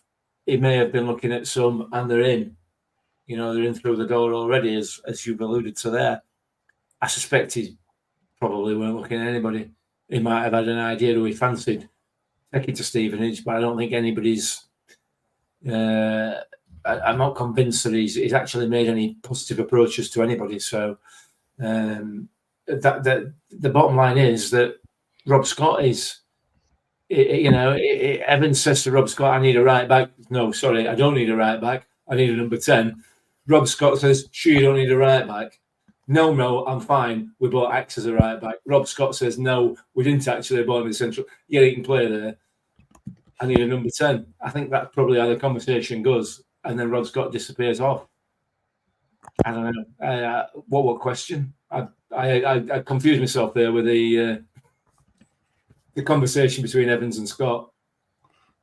Do you think we went too early? Basically, do you think we went too early? Well, no, because we had to fill those. We had to fill the squad, didn't we? We've got so few players. So, but what I would say to that is that we signed those players thinking we knew what League One was going to look like, and not just ignore. Let's ignore Birmingham. There's a lot of clubs that have done a lot better business than we would have initially thought. So therefore, League One is actually stronger than anybody thought it possibly would be when we signed all these players in May and June. I think we all knew it were going to be strong, didn't we? You know, I think it was stronger than I thought it was going to be. Given the clubs that came down and the clubs that came up, and the financial clout behind some of them, you know, we always knew it was going to be a tough league.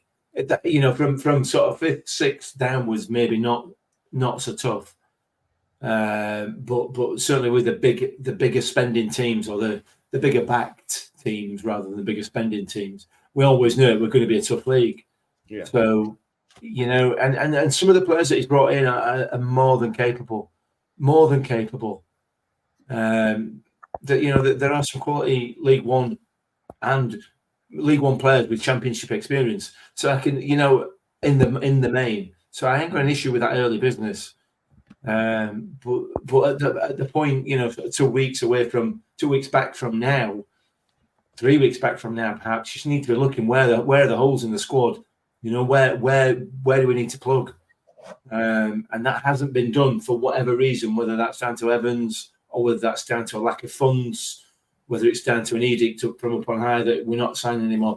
Whatever it is, that's not been done. So we did half the job at the beginning of the transfer window, and it kind of petered out from there on. So I don't know where we go from here.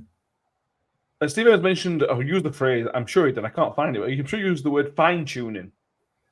After he signed a bunch of players to start with, he talked about the fine-tuning step of the transfer window, Tom. And I think since he said that, we've probably signed 2 or 3 players, Wilkes being the most recent one. Another one that this squad isn't fine-tuned. There are still gaps in this, there's still issues in this squad. This squad has not been fine-tuned for one reason or another, and we don't know whether it's Steve Evans or somebody else, but this squad hasn't been fine-tuned, has it? No, which is,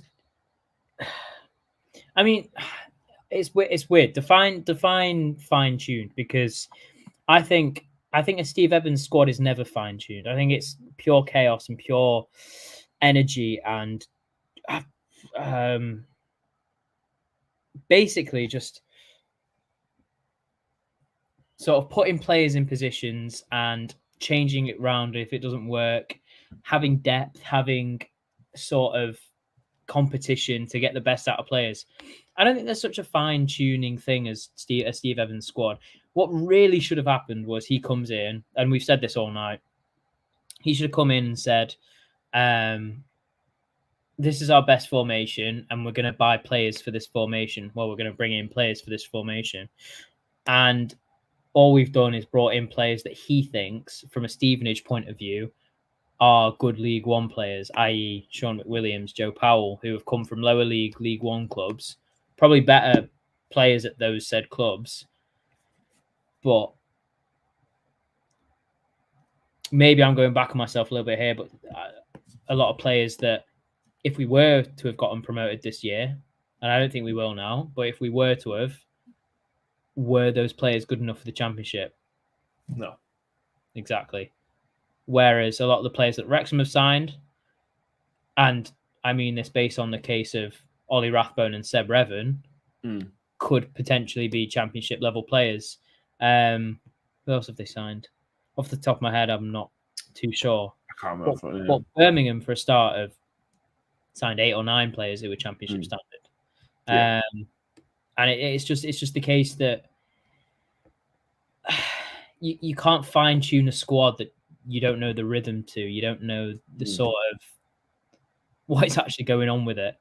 The more you put in perspective these early signings, the more we got rid of 18 players, was it? But we brought in 14 in the end.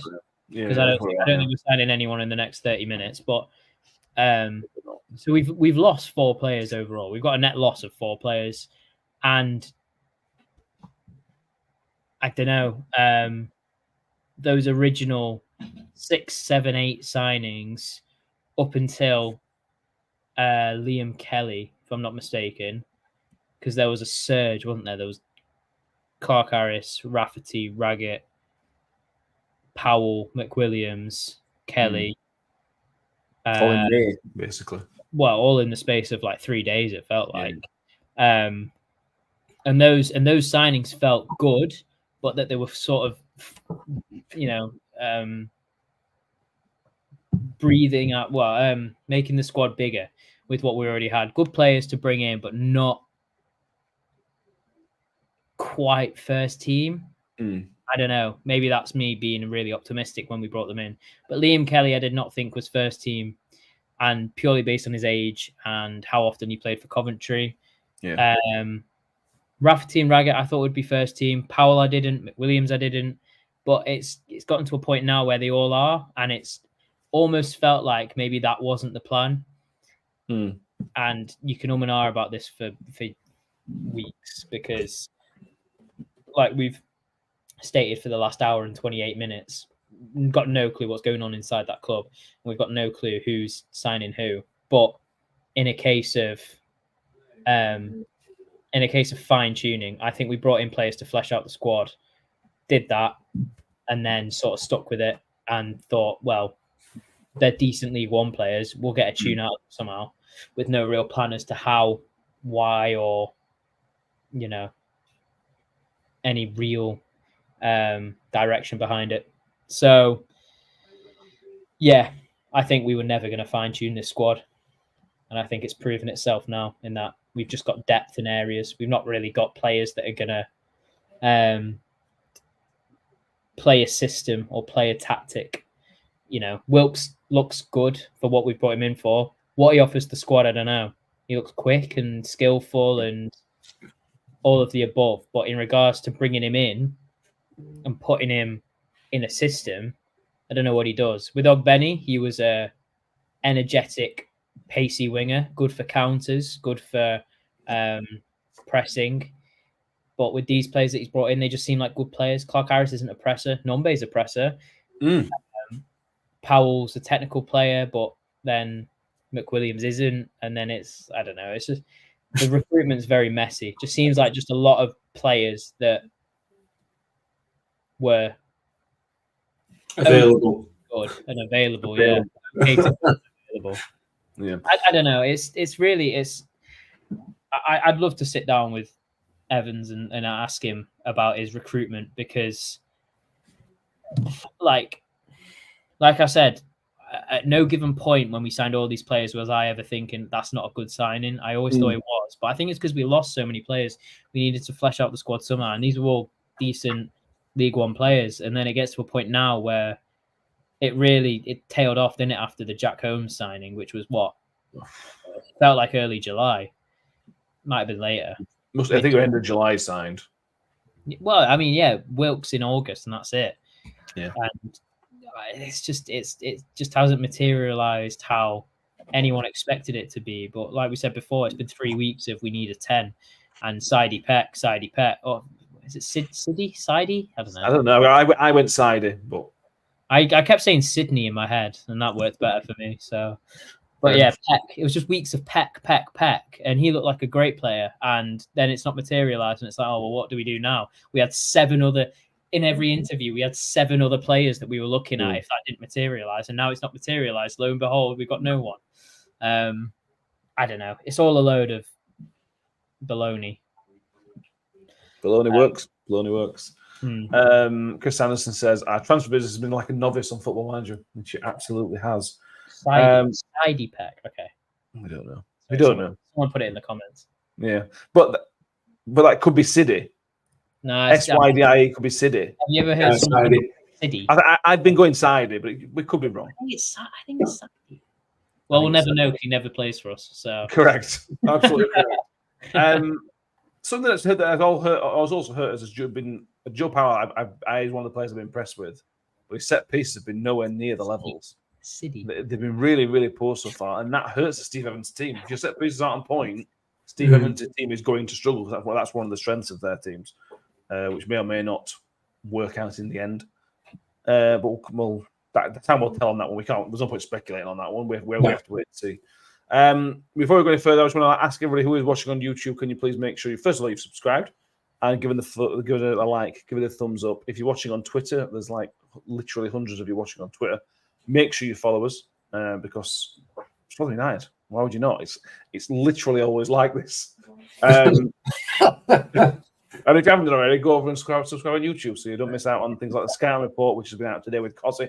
Danny's filled in for me because I was away with Cossie. I love Cossie, so much fun. Who knows his stuff as well, but get out a watch after this, obviously. But we'll go from there. Somebody mentioned on Twitter also, Mick, that Rob Scott ended last season abroad. He ended up in Holland. Oh no! I think it was his LinkedIn. I think where this has got done. Watching football. Watching football. Oh, right, yeah. Okay. No, dealing in the grass. But this all seems daft to me because, again, this is something I would be interested in. We've watched occasionally. We watch a bit of Swedish football. I could tell you about 4 or 5 Swedish players I really, really like, who I think are worth looking at, that I think will do good in English football. They'll be same in Holland. They'll be same in Belgium. They'll be same in Germany. Yeah. So I thought when Rob Scott goes over there, I think this is a really, really good idea. But then you sit back and go, what's Steve Evans going to do with some bloke from Holland that he's never heard of before? Gisbert Boss. Gisbert Boss situation. And it didn't make any sense because Stevens was the manager at the time, I think, as well. So it didn't make any sense. Stevens is never going to do that. So why are we? Why? Why? I don't know. I don't know the answer to that. I think this is a throwback to maybe the Paul Warren, Matt Taylor regime, where we were looking to bring in players to sell them for a profit. And maybe Rob Scott's still of that view that is the way forward, which it clearly is. There's an issue in the background somewhere. There's an issue somewhere within the club at Rob Scott level or above that is kind of stopping anything happening. It feels like, I don't know what that issue is, and I'm not going to speculate on it, but the atmosphere's changed. Feels like the atmosphere feels like it's changed, but the information coming out of the club is dried up almost. You know, Sam does a great job with his commentary and with all his social media engagement, but that's dried up. It really has dried up. You know, all we're getting is little bits and pieces from the academy or from sponsors or whatever. we're getting no information at all, and there has to be a reason for that. There has to be a reason for it. I think Rob Scott's trips to Holland and everything else, I don't think they fit in with whatever the plan is within the hierarchy of the club at the moment. I'm not convinced there is even a plan, to be honest with you. But I certainly don't think that kind of thing fits. It feels wrong. It doesn't feel wrong. And Mike's mentioned it again in the comment there. The general feeling of discomfort and uneasiness. And Ian Bradley mentioned it. Ian's mentioned it earlier on and on Twitter. The disconnect is feels stronger now than it did at the height of last season, the depth of last season. It feels even stronger. So yeah, it doesn't feel right. Whatever's happening in the club, it doesn't feel right. I think that goes back to the chairman or the owner. I'm not sure what chairman I think into, and I worry what the reason is for that. I genuinely do. Whether it be a financial one, whether it be a health issue, I'm not, again, I don't want to speculate on it, but something feels wrong above the playing staff, the playing side of the club. And I think Rob Scott being in Holland he might as well just gone on holiday, to be honest with you. I don't think anything was ever going to come of it, even if he came back with a list of 3 or 4 players who would have done us a really good job. I don't think we'd have got anywhere with it. He may well have done that even, but we've got Johnson Clark-Harris as a striker, or we've got Joe Powell as a midfielder. Why would we go anywhere? You know what I mean?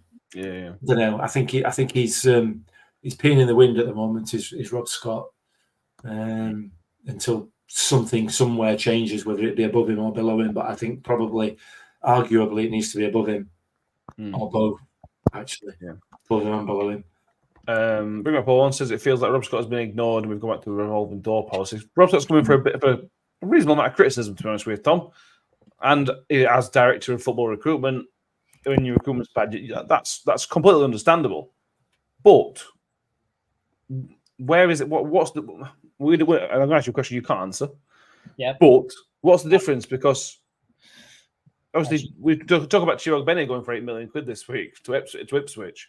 Now there's other issues to that which we talk about, but we were signed as Rob Scott. You have other players. Loads of these players signed under Rob Scott's leadership under Paul Warren. So is it that the managers that have come in have been given too many options and they've picked the wrong ones? Is Rob Scott being overlooked, as bringing back Paul Warren suggests? Is Rob Scott suddenly not very good at his job?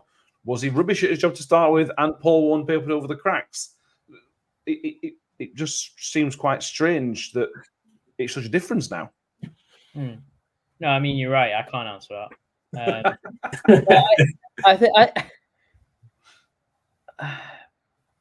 I mean, with Paul Warren, so because when did he come in? Halfway through Paul Warren was manager, or at a year or two? Yeah, but I mean, since he took over, it seemed like Warren had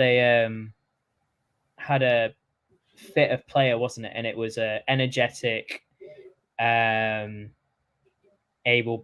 I don't know what tough tackling, sort of pacey, confident player. I don't know how you describe the players that he wanted, but they all seem to have a type. Barlaser, Rathbone, Ogbenny, Reg, who else? Hurst. No, I'm kidding. Ladapo, Miller. They all had a similar. Those were completely random players I've named then, but they all seem to have a similar build of sort of like I said, like a sort of energetic, technically okay, but really just full of pace, power, energy, physically really, really strong physically. And then Taylor came in, and the same sort of player was brought in, a sort of older, more professional, technical individuals, Cafu, Morrison, Klukas, Ayala. Well, that's an absolute spanner in the works. Anyway, they all seem to fit a similar style. Richardson didn't have enough time. No. And then you hit Evans. And Evans and Scott probably had time to talk to each other and talk about what they wanted and talk about what sort of player that they wanted. And I think there's two things wrong with that. Is that Evans doesn't know what a player he wants. Evans wants a player that is good. And that's a real tough field to narrow down. And Rob Scott can go to him with probably 7 or 8 names for one position. And Evans to say, no, I want him instead. And then he gets him instead. And that's it. And I think it's a bit different because what Evans says goes because he's the manager. And bear in mind that there was that little blip of head coach and manager and whatnot that went on. So I think I really think Evans's word goes. And if Rob Scott comes to him with 7 names for a striker whose presses hard and is good in the air and a poacher, Evans will turn around and says, no, I want Jonathan Clark-Harris. And then that's what happens. And that's what probably is what happened at points. And, you know, managers are the people who work with the players and who have the tactics for the players and who everything revolves around them. So at the end of the day, it makes sense for Evans to go, well, I want him, so I'm going to get him. But at the same time, it's really unfair to point Rob Scott and blame him for this because, my God, he's not done anything that isn't already asked of him. I mean, for the last, I'm going to say 6 years, but it could be longer. He's given us players who, like you say, Ogbeni, Barlaser, Rathburn, even others, Crooks, players that have gone on and done well. I mean, Ola Sunday at times was doing things. They were great for a bit. Exactly. And that's another thing that Warren did as well. He got the best out of players, which I think, you know, I might bite my tongue here, but I don't think any managers we've had since have been able to do. Smith for a start, Ola Sunday, Harding at times I don't think he's played nearly that well for Millwall. You know, certain players came to us and they got the best out. They got the best profile from Rob Scott, and then they got the best out of the player from Paul Warren, and it was a system that worked. Whereas now it's really feels like more of a case of what Evans wants, Evans gets, which again I've said is completely valid and acceptable because he is the manager. He is the one who works with them on the training pitch every day. Whatever he says does go. I just think it's tough to blame this all on Scott, in all honesty. Yeah, I agree. But based on his record, also he's supposedly very highly rated in the football community as well, which tells you he's probably quite good at his job. That's a bit of an assumption, but we are. There are just over 15 minutes to go of the deadline day summer transfer window. There has been nothing from the club. Do we see that as a good thing or a bad thing?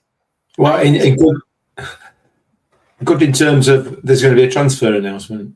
Well, good that they haven't said the window's done. I don't think they need to, do they? I think Evans has already said that to Advertiser in so many words, and given a lack of communication that's come from the hierarchy of the club of the, like I've just talked about. Yeah, I wouldn't expect anything either. So. Yeah, you might be right. We might get a 11:05 announcement once we've gone off air. But it's hardly going to be it's not going to be a Stansfield goes to Birmingham for 10 million quid, is it? We could hijack it though. Sure, we can hijack that. Come on. Yeah, let's just take it off. Take it off the toes. So we asked for a light update. I have a light update. There's still no floodlights on, but the lights are still on. What? The function area. Okay. Because whenever the floodlights are off for me, I don't think anything's going to happen because if you're going to do signs, you're going to do photos at the stadium. Yes. So whatever they are off, which they are apparently, which they are off at the moment, But Steve Evans likes drama. Do you remember the Johnson Clark Harris was signed after the deadline, as was at the same time Luciano Becchio in 2015. So Evans loves a bit of drama, doesn't he? So Yeah. to be honest with you. Josh Caswell says that's just them keeping us in the dark like usual. It might be. Yeah. It might be the case. Bring back Paul says, I hear that Sterling is available. I think Chelsea have about 40 players that are available for transfer. I don't know, I can't pick up one of them. There's rumours in going to Arsenal, isn't there? I don't know whether that's that is agreed or not, but certainly earlier on in the evening there were rumours of. I just had a little look on Twitter, and apparently it's close. So yeah, Sancho's gone to Chelsea. If anyone cares, that's bad, isn't it? Chelsea are still signing players. Yeah, it's unbelievable. It's actually on 26-year deals or whatever it is. 26-year deals. It might as well be, hasn't it? You know what I mean? Yeah, they genuinely may as well be. You're not wrong. Yeah, at least. I've never know the Chelsea situation is one I've never seen anything like it in football. The amount of players they're signing is just ridiculous, but it's fun. Yeah, you said that. It's yeah. For us, not for Chelsea fans. For us, watching them, what are you doing? They can field 3 different starting 11s, which is mad, isn't it? Yeah. Scott Kent saying Burnley just announced Duns, we mentioned earlier, the guy that they thought we should be going in for. He has gone to Barnsley. Barnsley are doing the business on deadline day, spending some cash, which you should know. They're not had a great start, so they'll want to back up. Always going to go back to that. Until you get an explanation where the cash has gone, you're always going to ask where the cash has gone. You ain't got an explanation. So, somebody mentioned about being negative. We'll get some positive. Let's finish, because probably going to finish in the next 10 minutes. So, positive. We could win tomorrow. If we're going to win tomorrow, what will it be that gets us the win? From a Rotherham United perspective, what is there going to be, Mick, that you could say, right, if we do this right, if we play this more, do this, if he plays well, this, that, and the other, where is the positive aspect for tomorrow? Get Sam Nombe dragging their back 4, back 5 all over the pitch. Get Humbo out wide. Get Malik Wilkes out wide. Get those balls into the box onto Clark Harris or Hugo, whoever's playing. But let's play with some width and let's play with some pace. I was quite impressed, not massively, but quite impressed with Hugo's pressing. The last time he played at Wickham, he got involved and he got involved in the press. If you get him and Nombe running their back 4, back 5 a little bit more ragged, then hopefully we'll start to create some chances, and then it's just a question of whether or not the banjo and the ball's backside make contact with each other, isn't it? Yeah. But yeah, and also as Josh has just put misspelt in the comments there, no hoofball. We can play some goofballs if you like, but no hoofball. Yeah, let's get some pace up there. Yeah, cause some problems. I agree. We've got it. We've got that pace in the squad, haven't we? Yeah, we have. Well, of course we have. Yeah. Heavy Metal IFC says he's available for Kansas Stella and a packet of fags. The window's still open.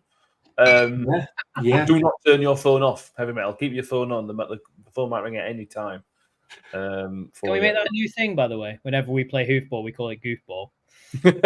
Yeah. Spin on it. I don't know. Yeah, we can do that. We'll forget by Sunday, to be honest with you. So I will. That'll be mine. Reminders. Me and Josh's thing. Nathan says spot on, Mick. Forwards too static and no width. We should also add that the window stays open for free transfers. We all know how that went last year. I know.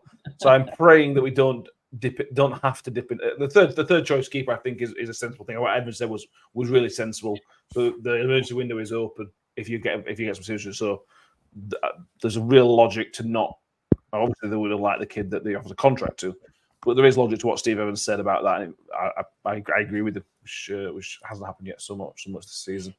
Tom's put in the private chat. We should mention this. Charlton Harry's put in the comments as well. Separate note, looking like we're going to be playing next week, even if Charlton get the required call-ups. Yeah, Nathan Jones has suggested that even if they do get the... So the rules are, if you get 3 players called up for the international, you can request a postponement. They are expected to probably get that, although one of their one of the Australian keepers hasn't been called up. So they might not actually hit the threshold. But if they did, they've also said that they would like to play the game. And to be fair, Tom, 9 points out of 9, if they lose tomorrow, why would they not? I'd be gagging to play as many games as possible if I'm Charlton right now. Especially against us. Yeah, no, absolutely. I mean, I never understood the whole... I mean, I guess it's because your best players are away because, your best players are going to be internationals. So it makes sense to play with a stronger squad. But yeah, if you're on a roll, absolutely keep going. I mean, there was times in our League One campaigns where we'd have a break and it'd come at a really weird time and a really poor time for the club overall.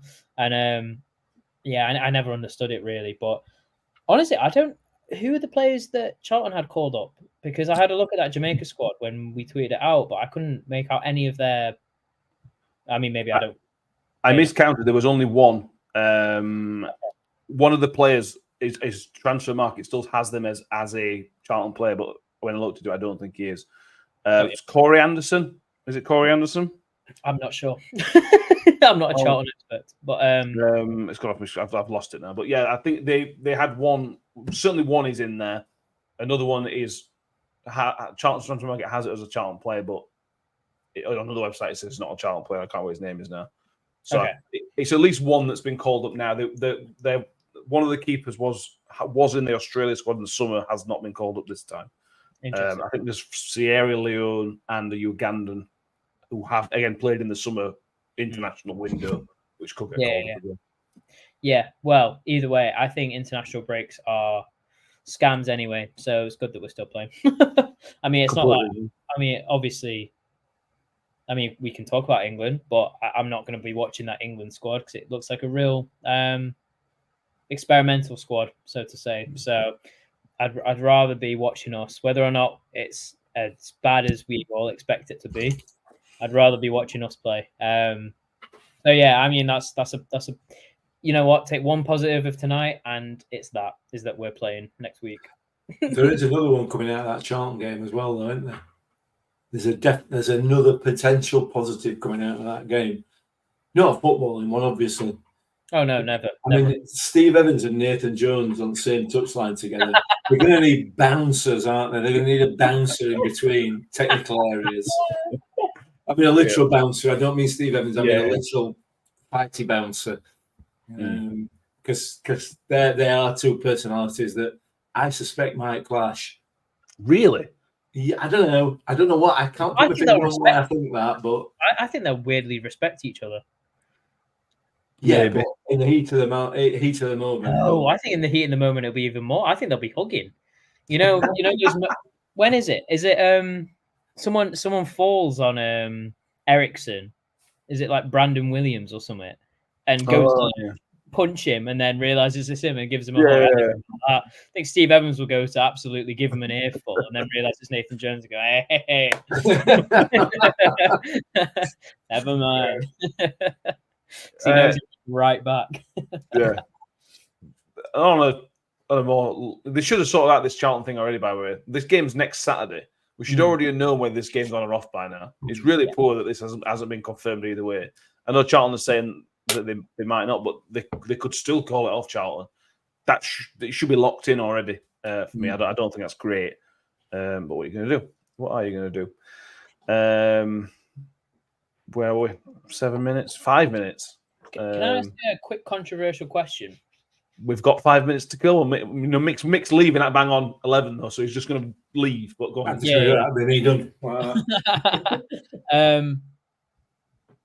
In hindsight, and this is a big in hindsight, Liam Richardson sacking, do you think it was the right call? Don't know. Because at the time, we can all agree that bringing Evans in was probably fine and probably, in a lot of cases, the right decision. But in hindsight, and this isn't to say that Evans is doing a bad job or won't do a good job or any of this and the other, do you think that Liam Richardson, given the summer to recruit and whatnot, would he be potentially a better option? I think he would have worked better with Rob Scott. I think that seems like a sensible team we could work together. Liam Richardson is a very clever bloke, clearly a very clever man. Got his head screwed on. He would know at time. We may have ended up with Charlie White, which is one thing or another, but he would have known a style. Having said that, imagine if Liam Richardson was still here and this is the start it had. Imagine it'd just be chaos. Yeah. Evans has a bit of leeway with that. Liam Richardson wouldn't have had this. There'd have been riots. I don't know. Is my honest answer. Mick, go on, save me from me. I don't think Liam Richardson's heart was in it. I don't think his heart was in the job. I think he knew he came in knowing that he was second choice, third choice, whatever it was. Well, yeah. And I don't think his heart was in it, and I don't think the chairman wanted him here. I think the chairman, I would argue, the chairman probably made that quite clear behind the scenes that he didn't want him here. Given the stupid amount of time it took us to appoint a manager. Yeah, I think it was the right decision to get rid of him. Unfortunately, they got the wrong person in to replace him. Okay, fair enough. I do sometimes think about it because of how well he did at Wigan, and I know it took him a while, but how well he did at Wigan in League One, and he was very, very poor at us. Really was very, very poor. But given a summer to see who he would have recruited, and like you said, Matt, he would have done so well with Rob Scott and would have known the profile of player to bring in. I don't think he had much of a say in the January transfers, in all honesty, maybe other than White. But he would have bred a style of football and maybe a culture that possibly Evans hasn't done. This is why I asked the question, because it's such a tough call. Listen, be under no illusions. Steve Evans has no intention of developing any sort of culture at this football club, and anybody that thinks that he has, you're misguided. Steve Evans is Steve Evans. That is the only culture that he knows or understands or wants, and he has no intention of bringing any sort of culture or style of anything. He's just gonna steamroller his way through as he's done everywhere he's been. Liam Richardson, on the other hand, I agree with you. Yeah, he would have tried to bring his own style, but oh, Elliot, I am so disappointed. I can't let it fly, can he? Oh, I love it. I mean, he's not wrong. Or she's not wrong. I don't know. Elliot's a girl or a boy, but it is just a dribble a lot of the time.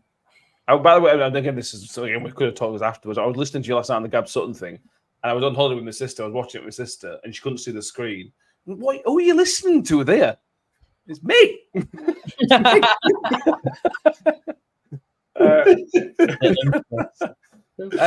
Heavy Metal says, "Put Mr. Blobby had been between the dugouts would confuse the managers." Yes, it would. Have you seen the Mr. Blobby doing Wonderwall? Oh God. It's one of the most glorious things I've ever seen in my life. It's just then lo and behold, Oasis reunite. Yeah. Are you excited? Are you going to go, Mick? To what? Oasis. See Mr. Blobby. You can go on Saturday. You can go tomorrow and watch him. Yeah.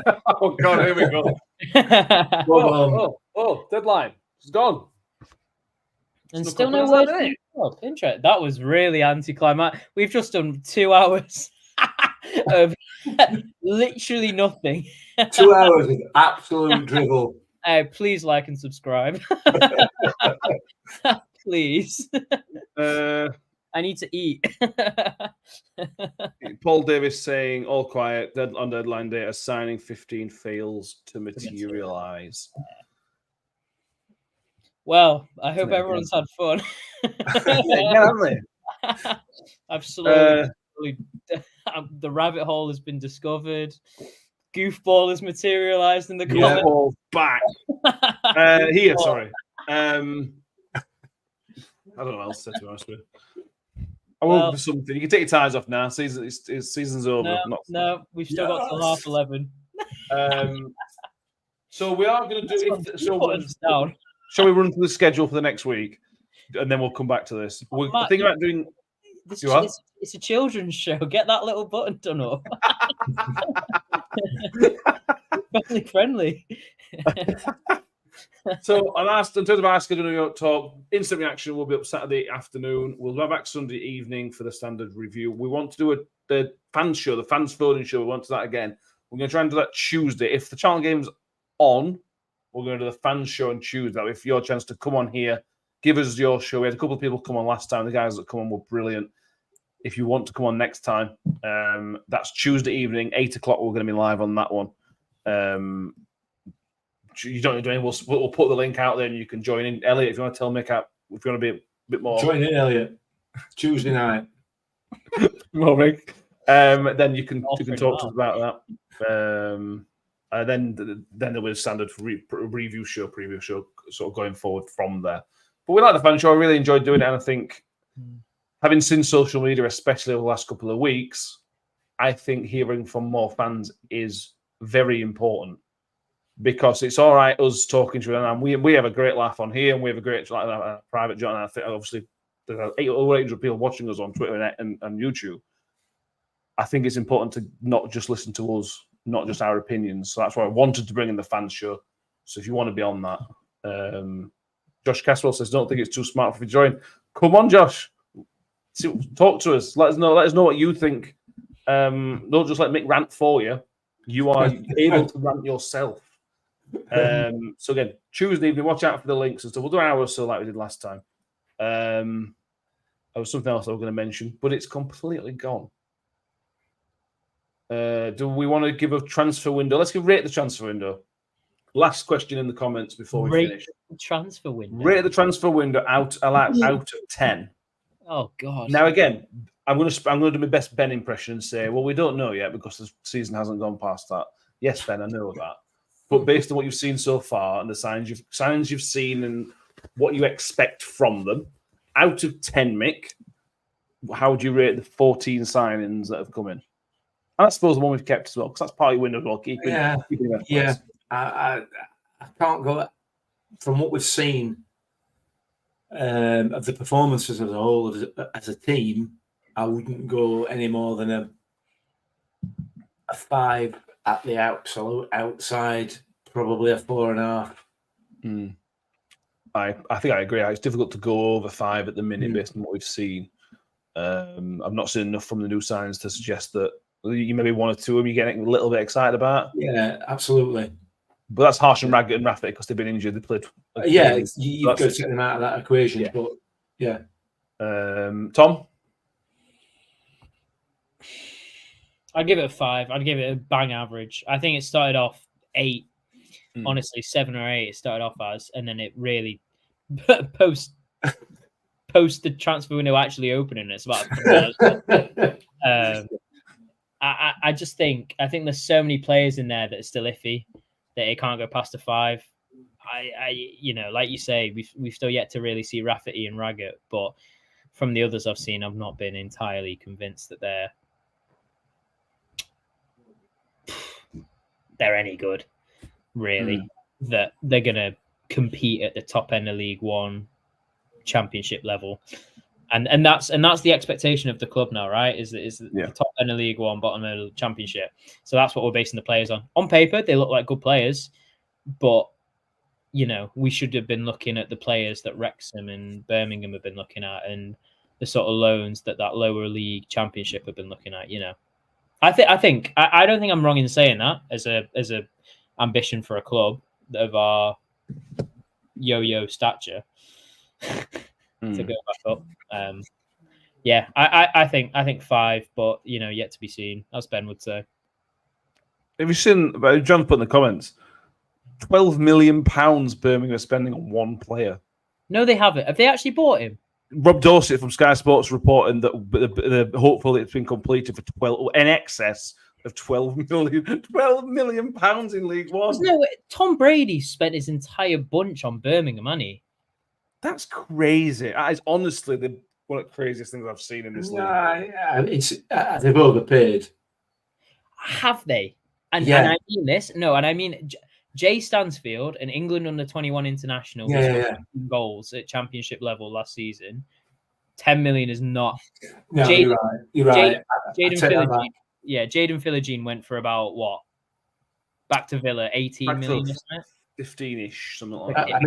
I think 10 to 15 is probably okay for Jay Stan. For a League One club to pay that, that's where the issue lies. You're going to have to pay a premium to get him to come down to League One. Yeah. Imagine wages. So Imagine we're paying wages. Yeah. But yeah. If he scores like in 12 months, it'll be 20 million. Yeah, absolutely. And He doesn't. I hope he. If he scores, like I said at the start of this thing, if he scores less than 50 goals for Birmingham, it's a waste of money. I also think about this earlier. These kind of expenditures are what push rule changes for clubs. Expenditures. I'm running with it. We've had goofball. I'm going for expenditures. This kind of thing will push League One and League Two chairmans to have a little secret meeting to go, we can't have people doing this all the time. And they'll change the financial rules for League One and League Two in the next 2 or 3 seasons. As long as they change it to, like I said earlier on, 3 bob and a blackie's egg is the most you can pay. We'll be all right. We'll be right up there. I love how people laugh when you say that, Mick. What is that? I've never heard that before in my life.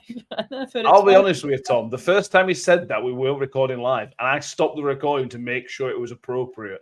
Because I didn't think it were. I thought it was some aged saying.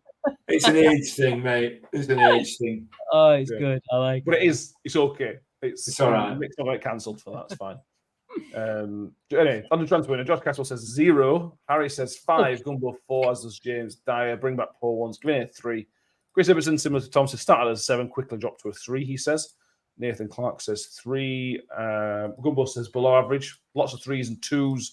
2.5 says Paul Road. Sam giving it a -1. Oh, Sam. Harsh. Yeah, boy, giving it a 2 out of 10 as well. And Tyler Roberts, Sean H. Tyler Roberts has gone to Northampton. Well, that's a really good signing for Northampton, I think, as well. Tyler can be a very good player. Can be. Him and Fossey will do maybe like 1 every 7 games. Will do something well, won't they? Setting up Eves. He's not played for them yet. I think he's been injured again. Yeah, I know. Bless him. I just want to bring up a comment from Kim, who says, I think it's a little sad nothing from the club, only Paul Davis. Yeah, I'm surprised the club not put anything out. Just saying we've had a good win. They could put a positive spin on it, couldn't they? And knowing the club over the last 18 months, they've become very, very good at putting positive spins on things because they've had to. But we may be waiting for us to sign off like they did in January, and signing 3 players. But we've waited another 10 minutes to see if anything happens. There's still literally nothing. So are going to assume. We're going to assume that it's done. We've done 2 hours and 8 minutes. Thank you for being with us. Again, if you're on YouTube, do make sure you give this video a thumbs up. It helps the podcast. It helps the algorithm pick us up, basically, if you want to know the boring details of it. If you haven't subscribed already, please do subscribe. Our subscribership has gone up by several over the last 2 hours. So make sure you've subscribed if you haven't done so already. If you're watching on X, I can see there's literally hundreds of you watching over on X. If you have, then make sure you follow us. And please do go over to New York Talk on YouTube and subscribe on there. You'll be able to see the instant reaction. And if we get a spanking tomorrow, the instant reaction. If you thought this was negative, if you thought this last 2 hours were negative, get ready for instant reaction if we lose badly tomorrow. I'm filming it tomorrow if we lose. Yeah, we'll have to get Mick we'll have to give you an exclusion zone for how angry you're going to be. But yeah, thank you all for being with us. We really do appreciate it. I hope we've helped a little bit. We probably haven't. I'm really sorry that we haven't. But we'll be back for the next deadline day. Because we're idiots. Mick, 2 hours and 10 minutes. Thank you very much. No, you're very welcome. And don't forget, stay relevant. Stay relevant. Mick talks rubbish. Don't forget. Tom's finally missed a defeat with the yellow tie. Well, I thought we'd still have a signing at 11:10, but apparently not. So, yeah. So yeah, I'm not coming back on. If there's another signing, I'll be fuming. But I'm not going back on for it. I'm going to bed. I have a sneaking suspicion that there will be. Yeah. I can't imagine that they'll go the whole night without saying a thing. And we'll finish by saying Chris Ibbotts has got it right. Well, Matt Taylor's fault. Well, Matt Taylor's fault. God, Matt Taylor. Anyway, thank you all for being with us. We will see you next time, which is on Sunday. And as always, up the Millers. Up the Millers. Millers. I think I always made the comment that once a Miller, always a Miller. Ravel, ambitious, but brilliant! I don't believe it! I swear I do not believe it! Good heavens, he's done it again! Another promotion for the big man. I've got 12 bottles of champagne in my office, and we're going to drink them all night. Do me a favor, drop me off in